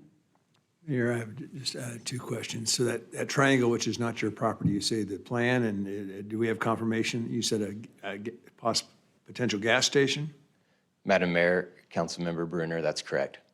And we will and I think this also addresses one of Councilmember Rodriguez's questions, the future access for that C-store is, it's gonna be hard to explain, but there, at the west side of that triangle, there's a black line, which is the boundary line. And then there's a little, that we believe that'll be the drive aisle access for that C-store. So backed up as far as possible, essentially, from the intersection, and we're giving them an easement for that.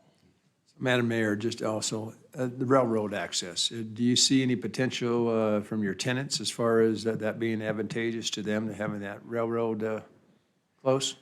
Madam Mayor, Councilmember Bruner, we got that question at P&Z, and we don't think so. We're not asking for a spur or anything like that.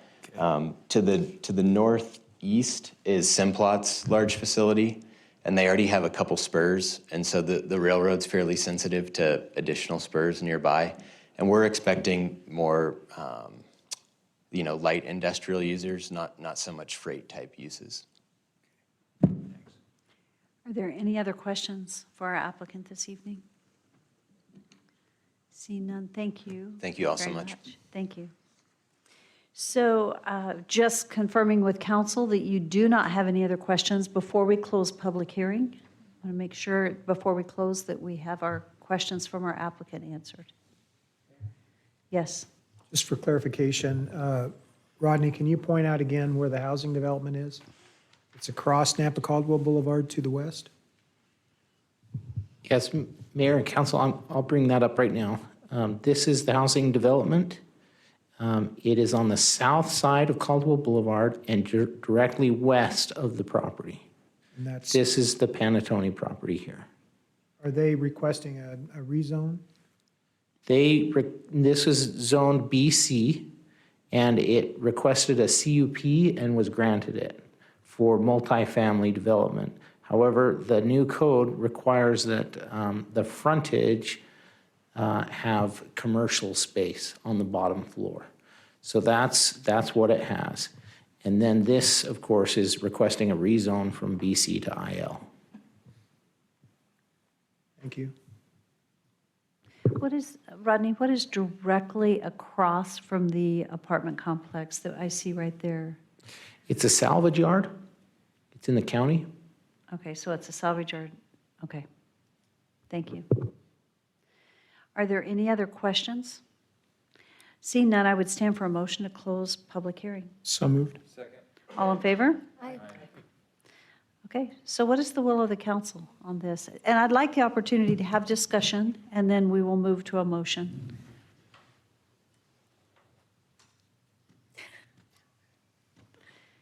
Thoughts? That was made towards you, Darrell. You're leaning towards me? Comment was- Yeah, but the president's not in the mayor's seat, so take it easy on this one.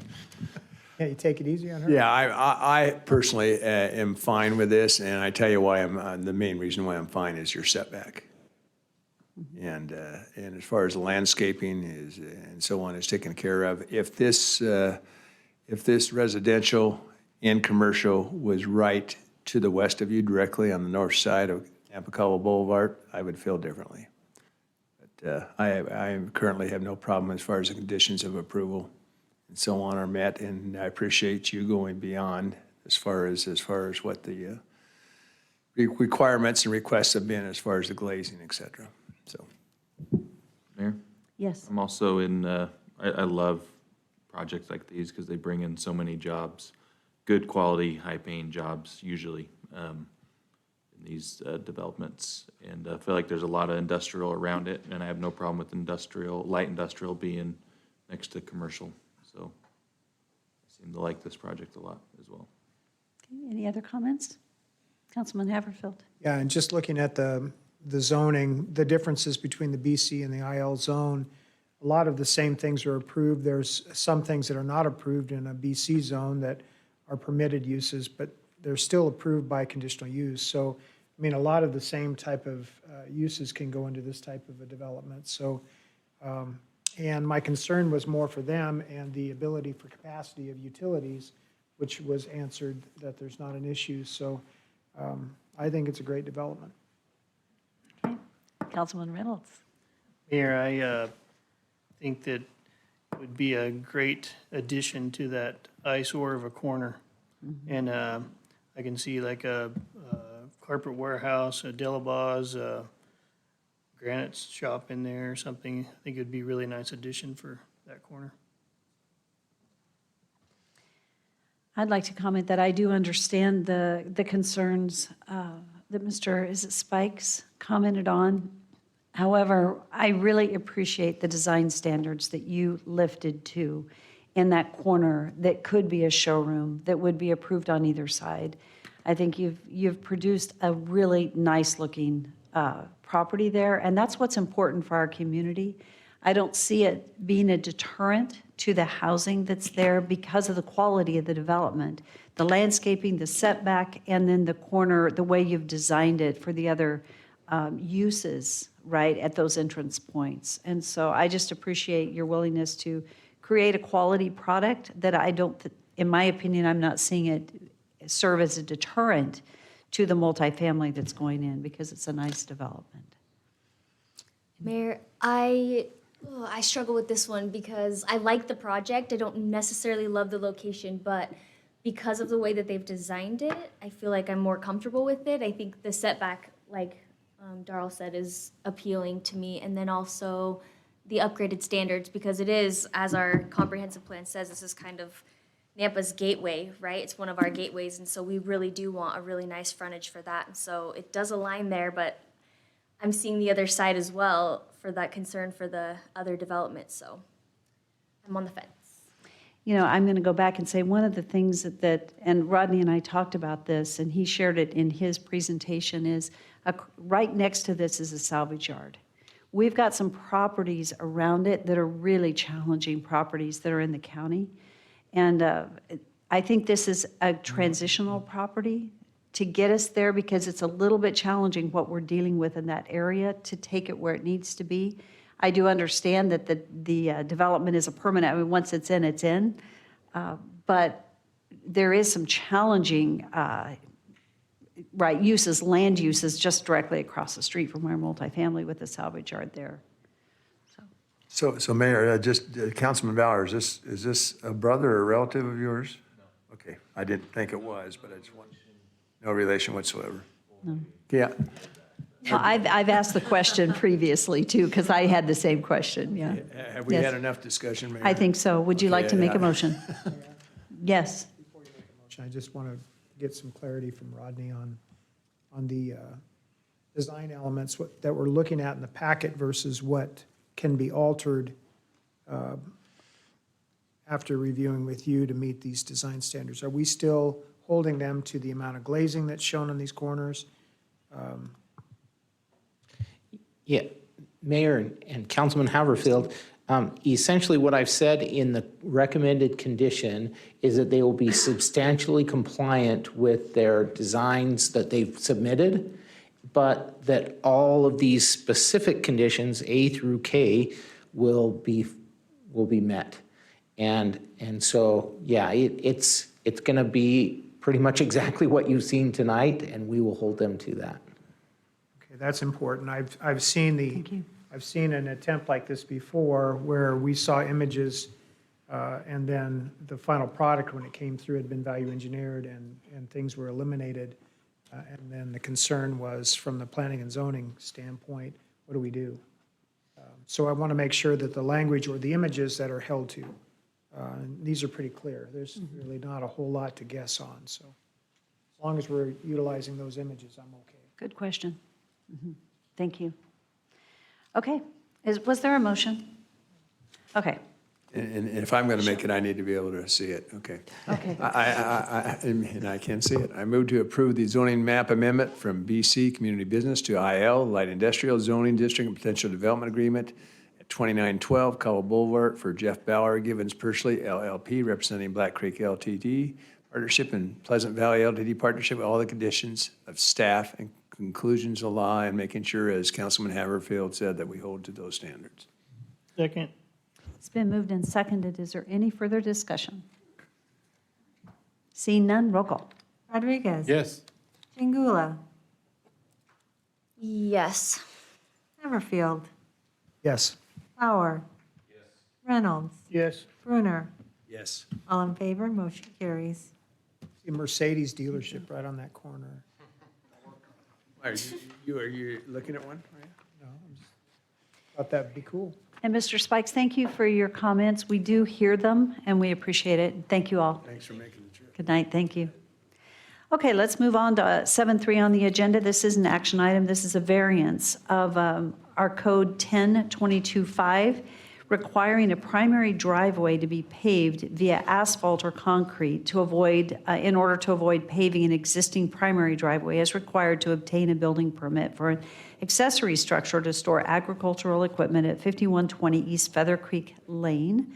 This is for David Brunnerman. Is our applicant here? Thank you. Go ahead and come forward if you would. Please restate your name, your address, and then tell us, give us a foundation of what you're requesting and the why. Okay. David Brenneman, 5120 East Feather Creek Lane. Mayor and council, we're requesting this variance. In 2018, when we built our house, we put a driveway in, we put down road mix, and then we topped it with a nice blue rock out of Marsing. And so it's a nice driveway. And then over time, we found we had a lot of possessions. And so we thought we would build a storage garage type structure. So we went through and we had plans developed, and we went through the permitting process. And when we got to the end of the permitting process, the city, all the permits had, or the various NAMPA had approved everything. And then at the end, said there was an ordinance that we needed to either pave or concrete our driveway. So at that point, we thought, well, what can we do? So one of the options was a variance. So we applied for a variance. And when I say we, I mean my wife, Lori, applied for did all the paperwork. So then in speaking to the neighbors, one of the neighbors to the west of us had also gotten a variance for a gravel driveway when he had built his house. And then the first house as you come in also has a gravel driveway. So I guess that is why we would like to keep our gravel driveway, because we have put in a nice one, and it's just something that we feel would be add to our residents. Thank you.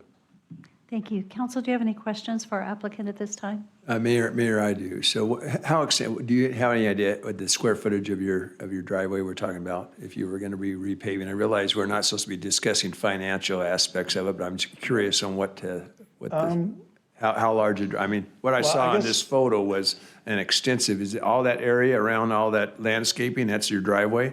Yes, and then it goes out, you can see it goes out. That's about 100 feet from the Feather Creek Lane, which is a private road, into that, where the circle starts. And this is, how many residences approximately are on your private road?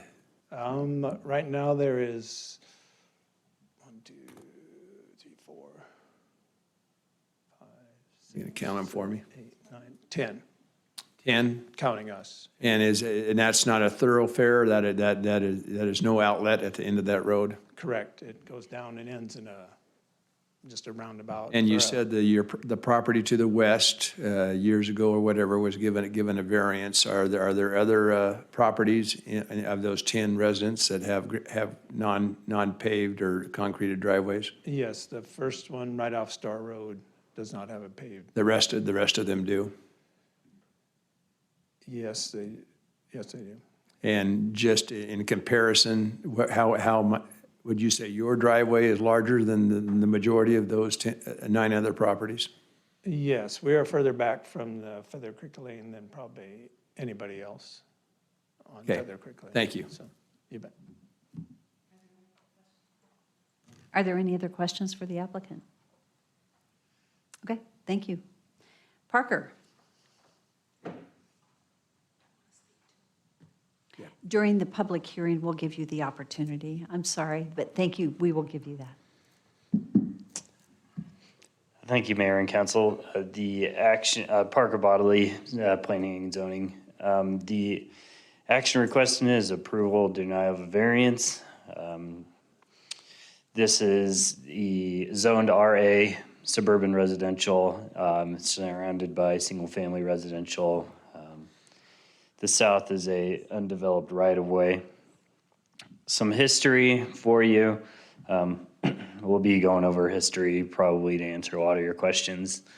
This area was annexed in 2006 as RS 8.5 with the DA for a subdivision. 2007, that subdivision plat expired. It was then rezoned in 2016 to RA from RS 8.5. This area has gone through a couple of subdivisions. In 2016, the low angle subdivision was approved. That's the triangle portion at the end of the road. They created 4 lots there. There was a development agreement for that subdivision in 2006 that was rescinded. So now there's no development agreement on any of those lots. And then in 2019, a subdivision was created on the eastern portion, the lot in the northeast corner that created 3 different lots. So that's a little bit of basic history of that area. The purpose of the variance, upon showing a undue hardship, you have the ability to vary from the code requirements. They need to show the hardship based on special characteristics of the site, which deprive it of privileges enjoyed by other properties. Some of those hardships need to can result from the size, shape, dimension of a site or the location of existing structures thereon, from geographical, topographic, or other physical conditions.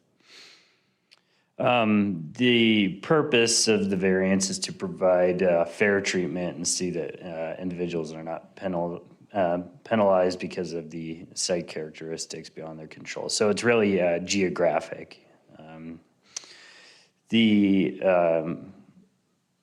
regulations, again, it needs to, the enforcement of the regulation for pavement would result in practical difficulty or unnecessary hardship, physical hardship, I should clarify. There are extraordinary site characteristics. We can go into that further if needed. The regulations in this case that we'd be varying from is 1022.5E, which is required that in any zoning district, all areas where any kind of vehicle travels or traverse, be parked or stored, needs to be paved via asphalt or concrete. And I added the exception in here just to show the following may be surfaced with gravel. It adds the exception for secondary auxiliary residential driveways. So you'll see houses sometimes that have the primary driveway paved with a side driveway as gravel. And we allow those secondary driveways to be paved, to have gravel. As far as the staff recommendation, staff finds that the shape, position, size, topography of the property does not create a physical hardship. The hardship in this case, the house is built far back on the property, and I can get into the building permits in a minute, but continuing, no unique site characteristics are apparent on the property. Rather, the motivation for the variance appears to be financial, which is specifically identified as not being a valid justification for a variance in state code. While there are properties on the same street that have unpaved driveways, those were due to previous city staff not properly applying this code. Staff does not find it appropriate to approve a variance as a result of those other properties being approved in error. Staff finds that the variance, if approved, would grant a special privilege, potentially set a precedent for other in the RA zoning district to have unpaved driveways. There's a number of different effects that could result from unpaved driveways, one being the creation of dust, and another being maintenance of the roadways. I will point out, however, that East Feather Creek Lane is a public, not a public road, it's a private road. Based on that analysis, staff would not recommend approval. Staff would recommend denial based on those findings. The building department has typical correspondence there.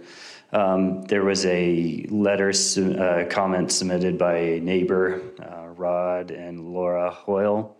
They are endorsing the proposed variance, saying that the driveway has been gravel since they moved in, doesn't present any problems for them. Here's an overview picture of the subdivision. I'll go into some of the building permits. I know Councilman Bruner had this question. So the house at the end of the street was approved for a variance for their driveway February of last year, and they were issued a building permit. Going down on the north side, the building department, the house on the next parcel has a concrete driveway. The next two houses have concrete driveways, as you can see on that picture. On the south side of the road, there's a house with a concrete driveway, and then the southeast corner in that picture is the subject property. You can see the house is a little bit further back without a driveway. On that building permit for that house, a driveway was not shown, and the staff that reviewed it should have required that to be paved. I know you're probably going to ask this when that surfacing ordinance went into effect. It's been, we looked back and tried to find the date it went into effect. It's been more than 25 years, so quite some time. Further down, there's a house that was also permitted without a paved driveway, the existing house. We couldn't find the building permit. I'm not sure if it was built in the county, but the next two were approved with gravel driveways. And then on the south, again, that house was approved without the driveway being shown. So this is the proposed gravel driveway if you are to approve of the variance. I won't go over we'll go over my analysis again, but we can come back to it if you have further questions. There's recommended conditions of approval and a potential motion, and we can, I'll stand for any questions. Mayor. Parker, the only reason we're having this conversation tonight is because they're looking to obtain a building permit for an accessory structure. Is that correct? Mayor and Councilman, I will clarify that they have been approved for a building permit based on them paving the driveway. If council is to approve of the variance, then we would just not inspect that portion, and they can continue with it being gravel as it is. But what the requirement is, because they want to put on an accessory structure, that's what it says. Is there a size that that structure is limited to, or, I mean, a Stormore unit being brought in, would that trigger this having to be a paved surface? Mayor and Councilman, so in Chapter 1, we have a requirement that structures that exceed 25% of the existing structure footprint would kick into effect site improvement being made. So that would include putting in sidewalks, paving the driveway. There's no frontage requirements because this is on a private road, so just the driveway being paved would be the requirement. So 25%. So if it was under 25%, we wouldn't be having this conversation? Or Correct. variance would not be required?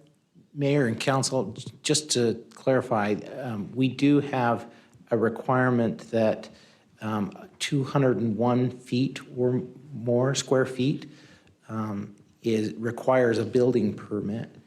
So it would require a building permit, but the site improvements, as Parker has stated, only kick in when it's 25% of the building, the primary structure. So for clarification then, if it was under 25% building area, it would still require a building permit, but it wouldn't require them to have to pave the surface? Correct, yeah. Thank you.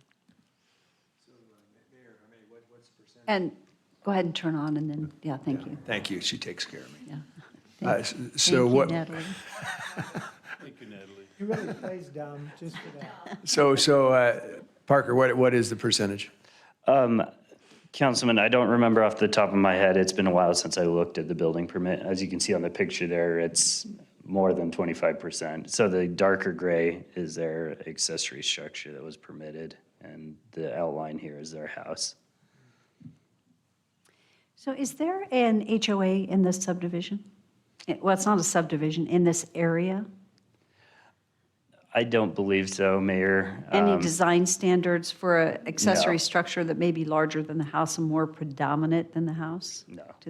None? Mayor, Okay. just the regulation in our code that requires it be smaller than the house.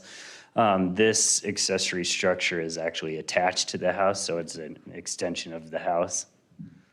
Okay, it actually looks almost larger than the house. Is it, square footage wise? So when we went through the building process, the building permit process, the issue that we had is that the accessory structure was in front of the house, between the front property line and the primary residence. So what we required is that they connect it to the house to make it all one structure. So really, we're looking at one structure. Okay, yes. So as a follow-up question then, is the requirement that they pave the rounded portion as well, or just to the point where they would be able to access the accessory structure?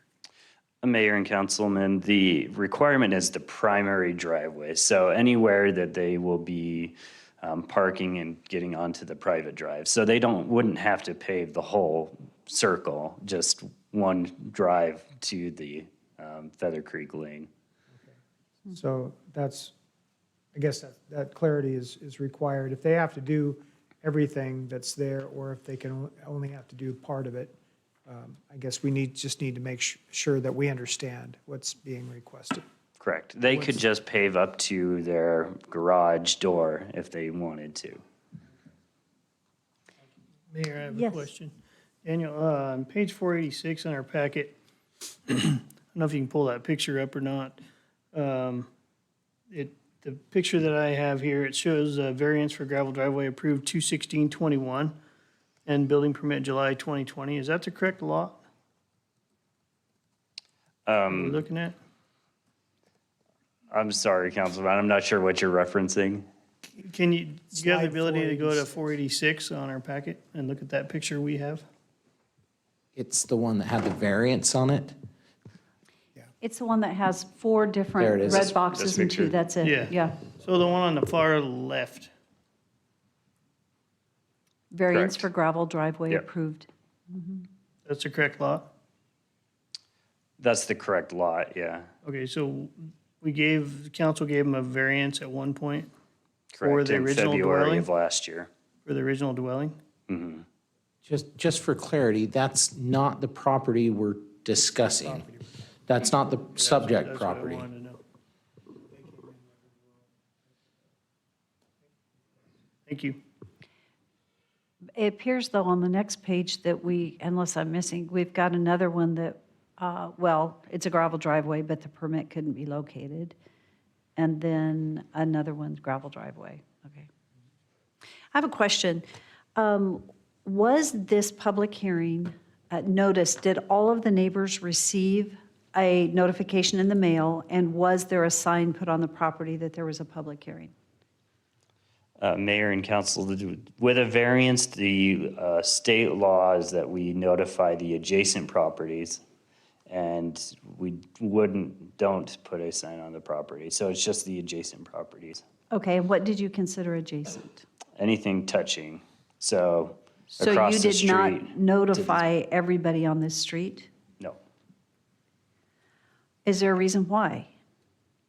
I mean, to me, when we're doing a variance like this, there are so few there that I would have notified everybody on this street that this was taking place. So we only notified the people immediately adjoining. Mayor, may I just speak to that? We do these notices based on running an analysis in GIS. So it spits out for us any neighboring property, right? And I don't feel like staff is in a position to say, well, in this situation, we should ask everyone on that entire street, or in this situation, just these few. We follow not only state code, but local code as well. This is our code. So if you have a different opinion about what should be done about variances, we need to change our code. And we could expand that in code. State code just requires that we notify the neighboring parcels. Well, the reason I comment on that, or my question is, I noticed that there does not appear to be anyone here to testify, and that we haven't really received comment. But if there's no sign in the yard on a variance, and if we haven't notified, then what's interesting is to hear public comment. That's why we have a public hearing, is so that the adjoining property owners, because they could be here saying, you know what, we have no problem with this. Or they could say, yes, Mayor, we do. did have one. One, Was that an yes. adjoining property that said they had no problem with this? Mayor and councilman, that was a neighbor in the area. It wasn't adjoining, I don't believe. It may be kitty corner to it, but. We have, Mayor, Yes. we have 2 adjoining property people that got notified didn't have an objection, and then someone else. That's 3 out of the 9 that don't have an issue, and it looks beautiful from pictures. Okay. Are there any other questions? We haven't moved to public testimony yet, so any other comments for Parker? Thank you, Parker. Thanks, Parker. Thank you. Okay, so this is a public hearing, and I think the only ones that we had signed up are the applicant, is that correct? Okay, and I'm sorry, I don't know your first name? Lori. Lori, would you like to come forward? I'm sorry I didn't catch it earlier, but Because you know what, we just want to keep up with the Joneses. And the Joneses we want to keep up with in this case are the Griffiths, which a year and a half ago were granted the privileges commonly enjoyed by other properties in the same zone or vicinity, which I believe Parker said was one of the reasons for a variance. So we would like to appeal to you on a human element tonight to please let us have our gravel driveway on our 5-acre farm. We love our gravel driveway. Isn't it hot enough already? Really? Isn't it hot enough already? We don't need blacktop at our farm. That's just going to make it hotter, and I think it's hot enough already.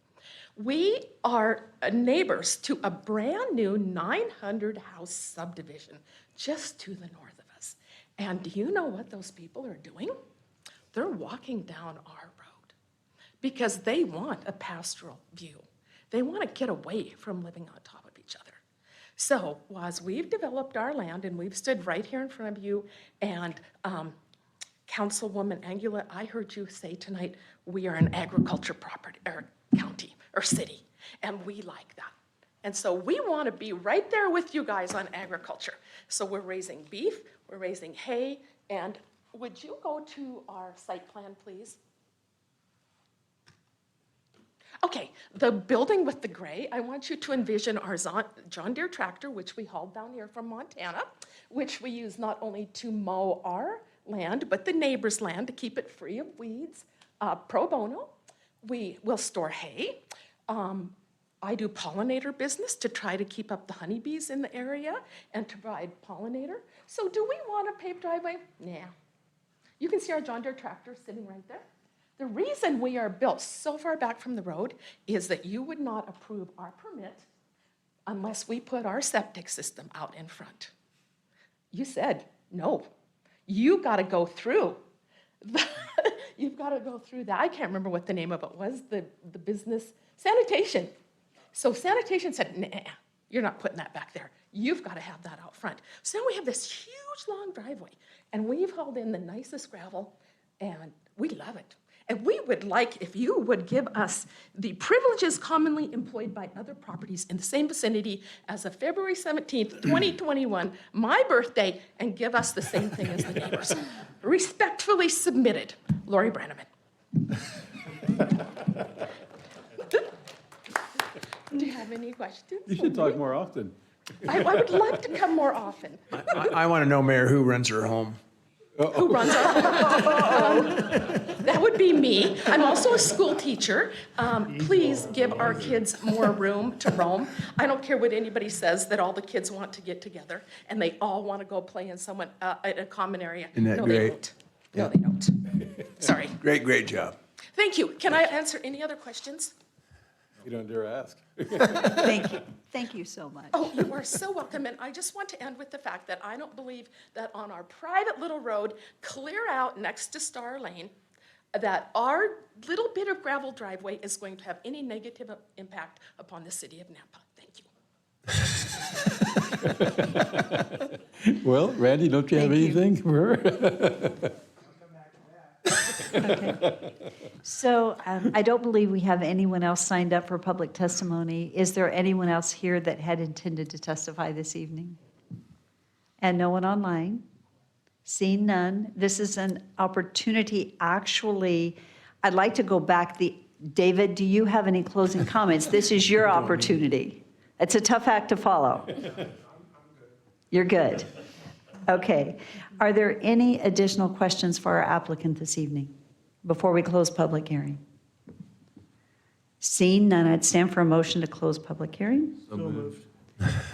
All in favor? Aye.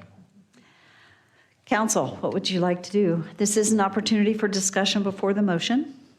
Well, I was gonna make the motion. Well, Go for it.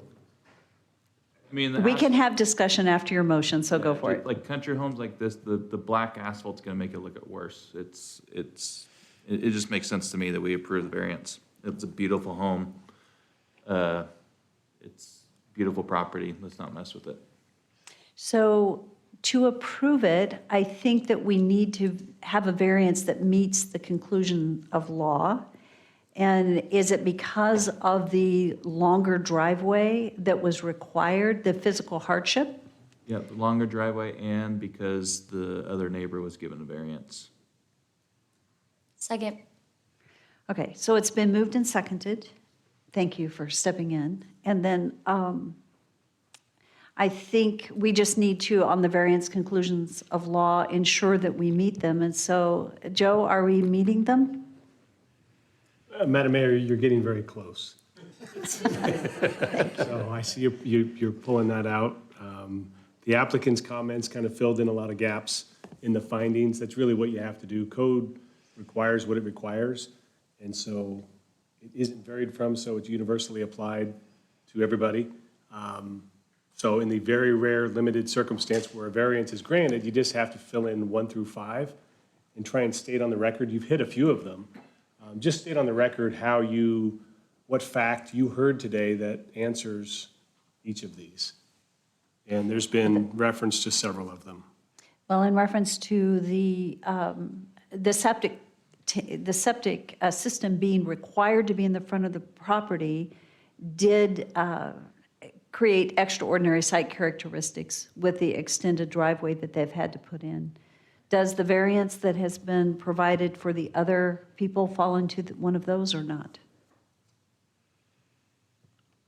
Does that fall, I mean, does that meet a variance in the conclusions of law? The fact that others have been granted the variance? Yes, Mayor, number 3. Number I 3. think it helps check off number 3. Okay. So we've checked off number 2, number 3. Okay, 4 and 5? Yep. Is there anything else that we need to identify here? I don't think so, Mayor. And the nerdy lawyer answer on this is variances are by design supposed to be really hard to grant because you want everyone to just comply with code as written, so you don't get a bunch of these. So it's the unique circumstance, this one very well might be it, that you can make these kind of findings. So it's difficult for a reason. And doing what you just did really helps planning staff create the written findings to support what the conclusion might be. So you kind of have to go through these steps you're doing right now to state these 5 on the record. So I think you've done that. You think we have? Yep. Okay. Is there any other, do we have a motion and a second to approve the variance as stated? Correct? Okay. So is there any further discussion? Seeing none, roll call. Rodriguez. Yes. Brunner. Absolutely, yes. Reynolds. Yes. Haverfield. Jingula. Yes. Bauer. Yes. All in favor, motion carries. I want you testifying for me if I. Come back anytime. I can only smile.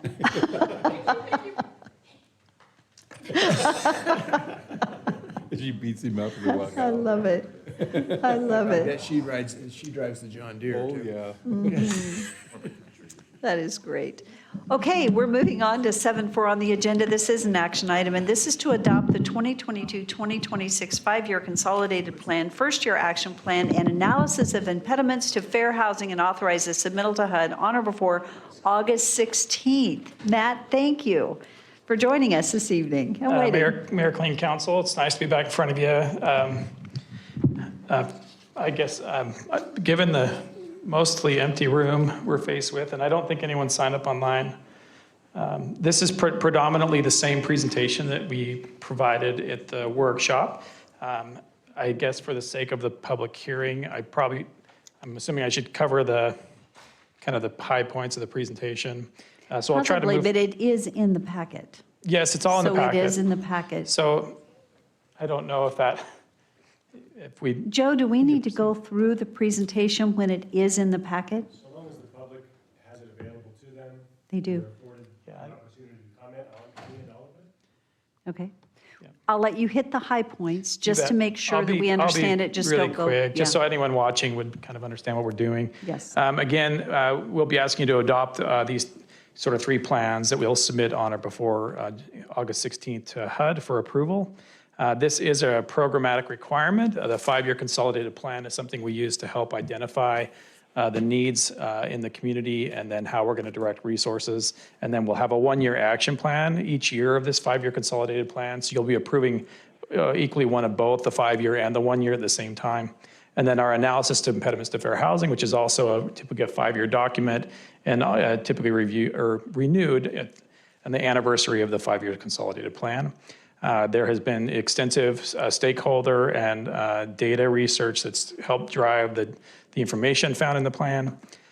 Something to highlight quickly is the priority needs identified, which are really high-level, broad needs of the community that there's a need for provide decent housing, to provide a suitable living environment, and expand opportunities for low to moderate income persons. Those are really intentionally sort of broad and allowing us to incorporate as many things we can into those needs. From those needs, we create a strategic plan that identifies goals that we'll actively put money towards, that are activities that we could fund. These are also very broadly defined. Of course, we'll always have planning administration funding in there. The public service activities, those are things that we fund that fall under that 15% cap. They can be anything from homelessness prevention, mental health, domestic violence, senior services, all those things that we currently fund and things that we look to fund in the future. As we currently do, we also have a public facility and infrastructure improvements Those would be things like ADA sidewalks, building improvements to make ADA accessibility, other facility improvements just for the benefit of the public good. Housing, which encompasses quite a bit. We can have things from single-family home ownership, down payment assistance, the home repair loan program. Home repair loan program. We currently run lead-based paint testing and abatement through the Brush Up Nampa program. And then finally, acquisition and disposition, which would be things where we would purchase land that we could then turn around and use to try to get affordable housing built in the community. This slide just briefly covered where we've actually funded back in the May council meeting. And then finally, the analysis of impediments for housing. We've identified in our analysis of the data 5 main impediments: lack of data and fair housing violations, lack of familiarity with Fair Housing Act, lack of complaints out of sync with the community feedback, and concern with rental market and fair housing violations. And then finally, a limited English proficiency. All of those things that we've identified in our current analysis of impediments, which is different from the one we just updated. These are all things that, given our staff time and resources, that we feel like they're actionable for us and we can actually try to make a difference and improve for the residents of our community. Most of these are going to be done through community outreach, educational activities. We're already doing a lot of these things currently with other communities in the Treasure Valley. And then this last one is something that's been recommended by other HUD agencies to create a language access plan, so it fits right in with what we were already planning to do. So all of those things are things that I think will help. Plus, that plan is really important for anyone that's wanting to work in this community with federal dollars. Will ask me for a copy of this plan, and then we'll proclaim each April that we affirmatively further fair housing. So this is all kind of ties into that. So that's pretty much the short version of that presentation we had at the workshop. If you have any questions, I'm here to answer them. Well, I'm impressed. You did a good job. All right. That was, wow, excellent job. Council, do you have any questions? Okay, just stay right there. So this is a public hearing, and I'd like to open the public hearing. There is no one signed up to testify. Is there anyone here that had intended to testify tonight? Seeing none, I would stand for a motion to close public hearing. So moved. Second. All in favor? Aye. So, Council, do we have any additional comments for Matt and any discussion? Seeing none, what is the will of the council? Mayor, I'll make a motion to adopt the proposed 2022 through 26 5-year consolidated plan as presented to us in our packet. Second. It's been moved and seconded. Is there any additional discussion? Or any discussion? You waited a long time for this, Matt. Seeing none, roll call. Brunner. Yes. Pingula. Yes. Reynolds. Yes. Bauer. Yes. Rodriguez. Yes. Haverfield. Yes. All in favor, motion carries. Matt, you've done a good job. Thank you so much for the diligence and all that you've done to put this plan together. We went through it really fast, but you've done a great job, and we appreciate that. Thank you. You bet. And I'm sorry you waited till last tonight. I don't mind at all. Well, It's important, so I'm glad to wait. Thank you very much. thank you so much. Okay, so we are going to go back to the front of the agenda, and this is we're going to start with staff communications. And Rodney, thank you for the pause. I appreciate it. And so this is our staff report from Rodney. Mayor and council, this is actually really, really brief. On a quarterly basis, I just provide you the map and show you where the subdivisions are going. And then on an annual basis, I'll give you all the details. But this is pretty quick. Our preliminary plats, this is from last quarter. And now you can see the updates to this quarter highlighted in red circles. Preliminary plats, a little closer view, and the list of them. Final plats, this was last quarter. This is now this quarter. They're all over the place. So we've had a lot of activity in this last year, as you can see. Final plats up close. The southern end, the list. Short plats, pretty simple. This is the only one that was different from the last quarter. And there it is. I would stand for questions. How long? You know. Did he like win a record for the shortest ever staff report? You know, go ahead. Mayor, I just wanted his crystal ball here. I saw today that the projection for Nampa in 2040 is 160,000. So as things there's more housing on the market now, interest rates, I realize that can change readily. What are you projecting? What do you see? Well, we're seeing a drop.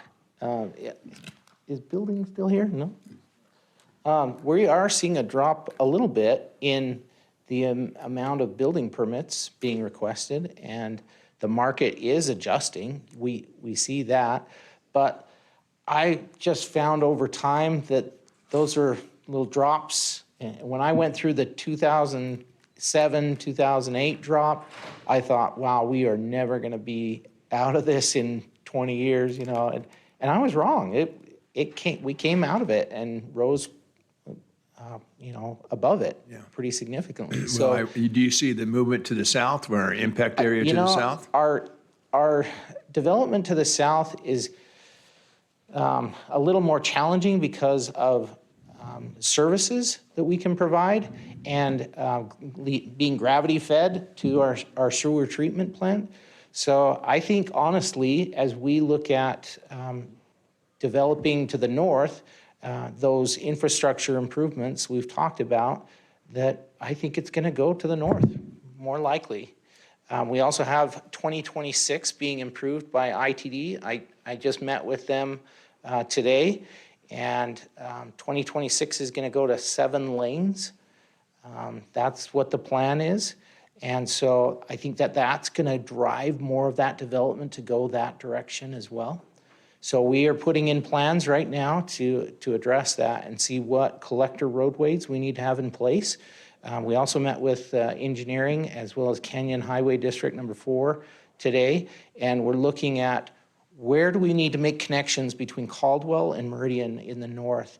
And I think we've got a really good plan going for that area to the north, and we're coordinating with both of those cities, and it's kind of a joint plan for that area to develop, and I think we're on the right direction there. We're working with STAR also? We're working we are working with STAR. Rodney, that was witty. Oh, my goodness. I was thinking about this weekend, and Rodney and Doug Critchfield and I met, and we were looking at our maps, and we were talking about South Nampa. And, Rodney, one of my thoughts, and it's something for us to discuss, is the why behind why not designate certain areas in South and Southeast Nampa as ag. Because you know what just occurred to me? We're always building out our map with residential housing, our future land use map and where we're going. And it just occurred to me, one, if our priority is north, you have to look at what inevitably is going to happen. And we do need to get our infrastructure north. It's going to be really important, and we've already had discussions as to why that's important. But south, for very long term, we don't really have the sewer capacity to go south. And part of me realized as I drove through that whole area, I would like to have a discussion around what we do south. Because there's no reason why the city of Nampa cannot say ag is important and we are not going to continue to encourage development. And we designate land as ag as we go south and southeast where it is ag. And so I think it's a discussion that we need to have, especially related to our infrastructure development, because it may be more than 20 years before we go south to add in the additional lines that are needed. So I would just like us to have a workshop maybe this fall to talk about that. Rodney, does that scare you to death? I'm so sorry. He's blinking. It's like, oh my goodness. No, I still believe that the best thing that a city can do to preserve ag land is to identify where the density should go and push it towards those areas that it should go. Mm-hmm. And then, we have an impact area. An impact area is for where the city is eventually going to grow. So if if we don't think our city is going to grow out someplace that's already in our impact area, I don't know, maybe we need to look at our impact area line and say, maybe we need to withdraw that impact area a little bit. Because if we don't think it's ever going to be anything but ag, then maybe that's the responsibility of the county. But I'm willing to do whatever is the direction of the mayor and city council. I'll work whatever you want me to do. Just a planning perspective, if we're saying we have an impact area, that is an indication, and by state law, it says it's likely where the city is going to grow. So if we're going to grow into that area, then we need to plan for it in utilities. We need to plan for it in transportation. But if we want it to only be ag, then maybe it belongs outside of our impact area. Or how about if we leave it in the city, annex it as ag, and protect it? Is there a reason why we can't do that? It's just not, there's not a motivation behind that for the property owners, because they can be in the county and be not have city property taxes at all. Except the county has a tendency to approve ag instead of protecting ag. Yeah, that's true. So I don't get in trouble for that, but anyway, so this is a discussion for Yeah, another we time, can but I have a think I would discussion. love to have a discussion. I agree, because I mean, the county, and I'll just make one comment, I make these all the time, but county is loving sprawl in my eyesight. Yeah. And I'm not liking it, so. They've approved way too, excuse me, I'll be quiet. Okay. Rodney, thank you so much, appreciate that. So we will have further discussion at a later time. Okay, we're going to go back to our new business agenda, and we have already gone through 6.1 and 6.2 on the agenda. We're now ready for 6.3 as an action item. It's the consideration and decision on whether to grant the deferral of frontage improvements per Code 9-3-1 as requested by 84 Industrial LLC for the property located at 1606 Madison. Go ahead and come on Forward Avenue. Daniel, hi. I'm making a motion to so move, so. Well, I'd like to, It's fine to hear, but I'm just saying a motion, and we can hear him. well, was that a motion? Okay, so there is a motion on the table. Is there a second? Second. Okay, it's been Okay. moved and seconded. Now, discussion opportunity. You got 30 seconds. Till Darrell. Madam Mayor. Yes. So it is just kind of point of backwards. yeah. Yeah, and the reason you don't want to do that, even if it's nobody in the room, is it implies that the decision's made prior, like, it implies that perhaps something's made from information received outside the public hearing. It's or not a just- public hearing, it's action. well, it's a meeting in public, right? So it's just it's a bad habit to make a motion prior to hearing whatever is going to be So presented. anything that is brought before us on an action item, we need, even though it's in our packet and so on, and it's open to the public, we need to always hear it before we make a motion? Not necessarily, but if you're going to have someone to come present, So you're saying if. Because we had Daniel come forward, we should, I understand. yeah. I amend my motion at this point in time, I pull my motion. I see what you're saying. I think it is good because this is important. It sets a precedent, and it is a variance, it is a deferral. Second. Is the second pulled? Sure. Okay. So maybe, Daniel, as we've looked at this, because we've all reviewed our packet, we're familiar with it, can you speak to us about this particular deferral and why you would support this deferral? Mayor, Council, this particular deferral is located on Madison Avenue, right at the dead end of Interstate 84. The closest sidewalk to this area is down along 6th Street at the old Robinson's Supply.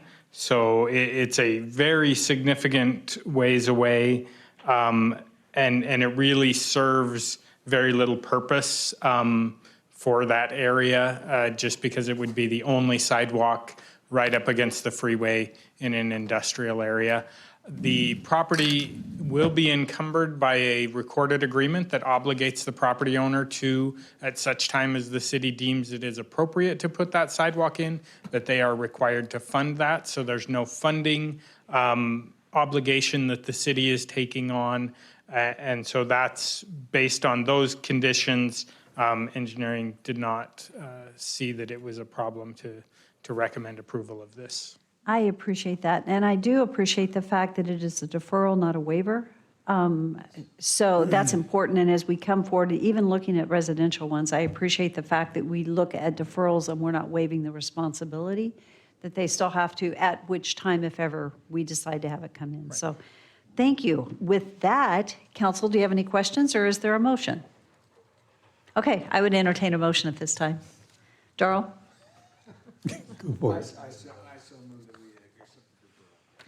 Thank you. It's been moved and seconded. Is there, the motion was by Darrell Bruner, even though the mic may Yes. not have been on. So it's been moved and seconded. Any further discussion? Seeing none, roll call. Rodriguez. Yes. Jingula. Yes. Reynolds. Yes. Haverfield. Yes. Bauer. Yes. Brunner. Yes. All in favor, motion carries. We already did item 6.4. We're going to move to 6.5 on the agenda, and this is an action item to rescind a resolution 24A207 requiring city-owned buildings to conform to the Green Building LEED certification program. So, Rick, your name is on this one. I'm not sure how we want to approach this one. Thank you. So, Council President, Mayor, Council President Haverfield had shared a copy of the original resolution. It's in your packet. It was passed some years ago. The city adopted it by resolution.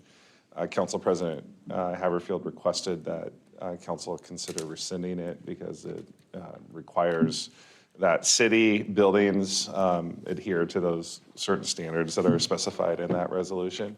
And so what's before you tonight is opportunity to rescind it. I know building, I think I don't know if close hands raised, if they have any input on this, they can stand for questions as it pertains to the building code.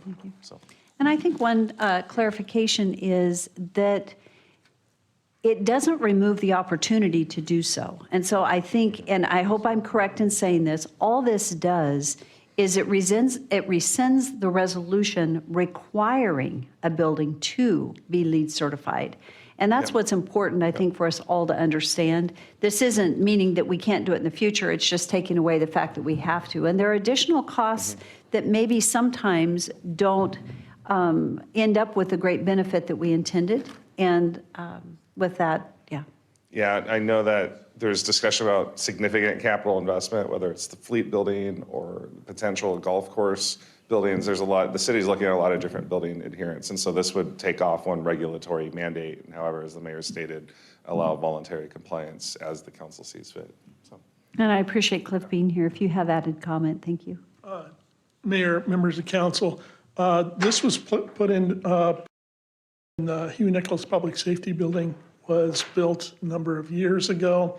By the time we came around to build the public library, we had already basically opted out of the process in order to go for what's called green globes, which is a similar idea in helping us design efficient, energy-efficient buildings for public use, but without the cost of commissioning that was required for LEED.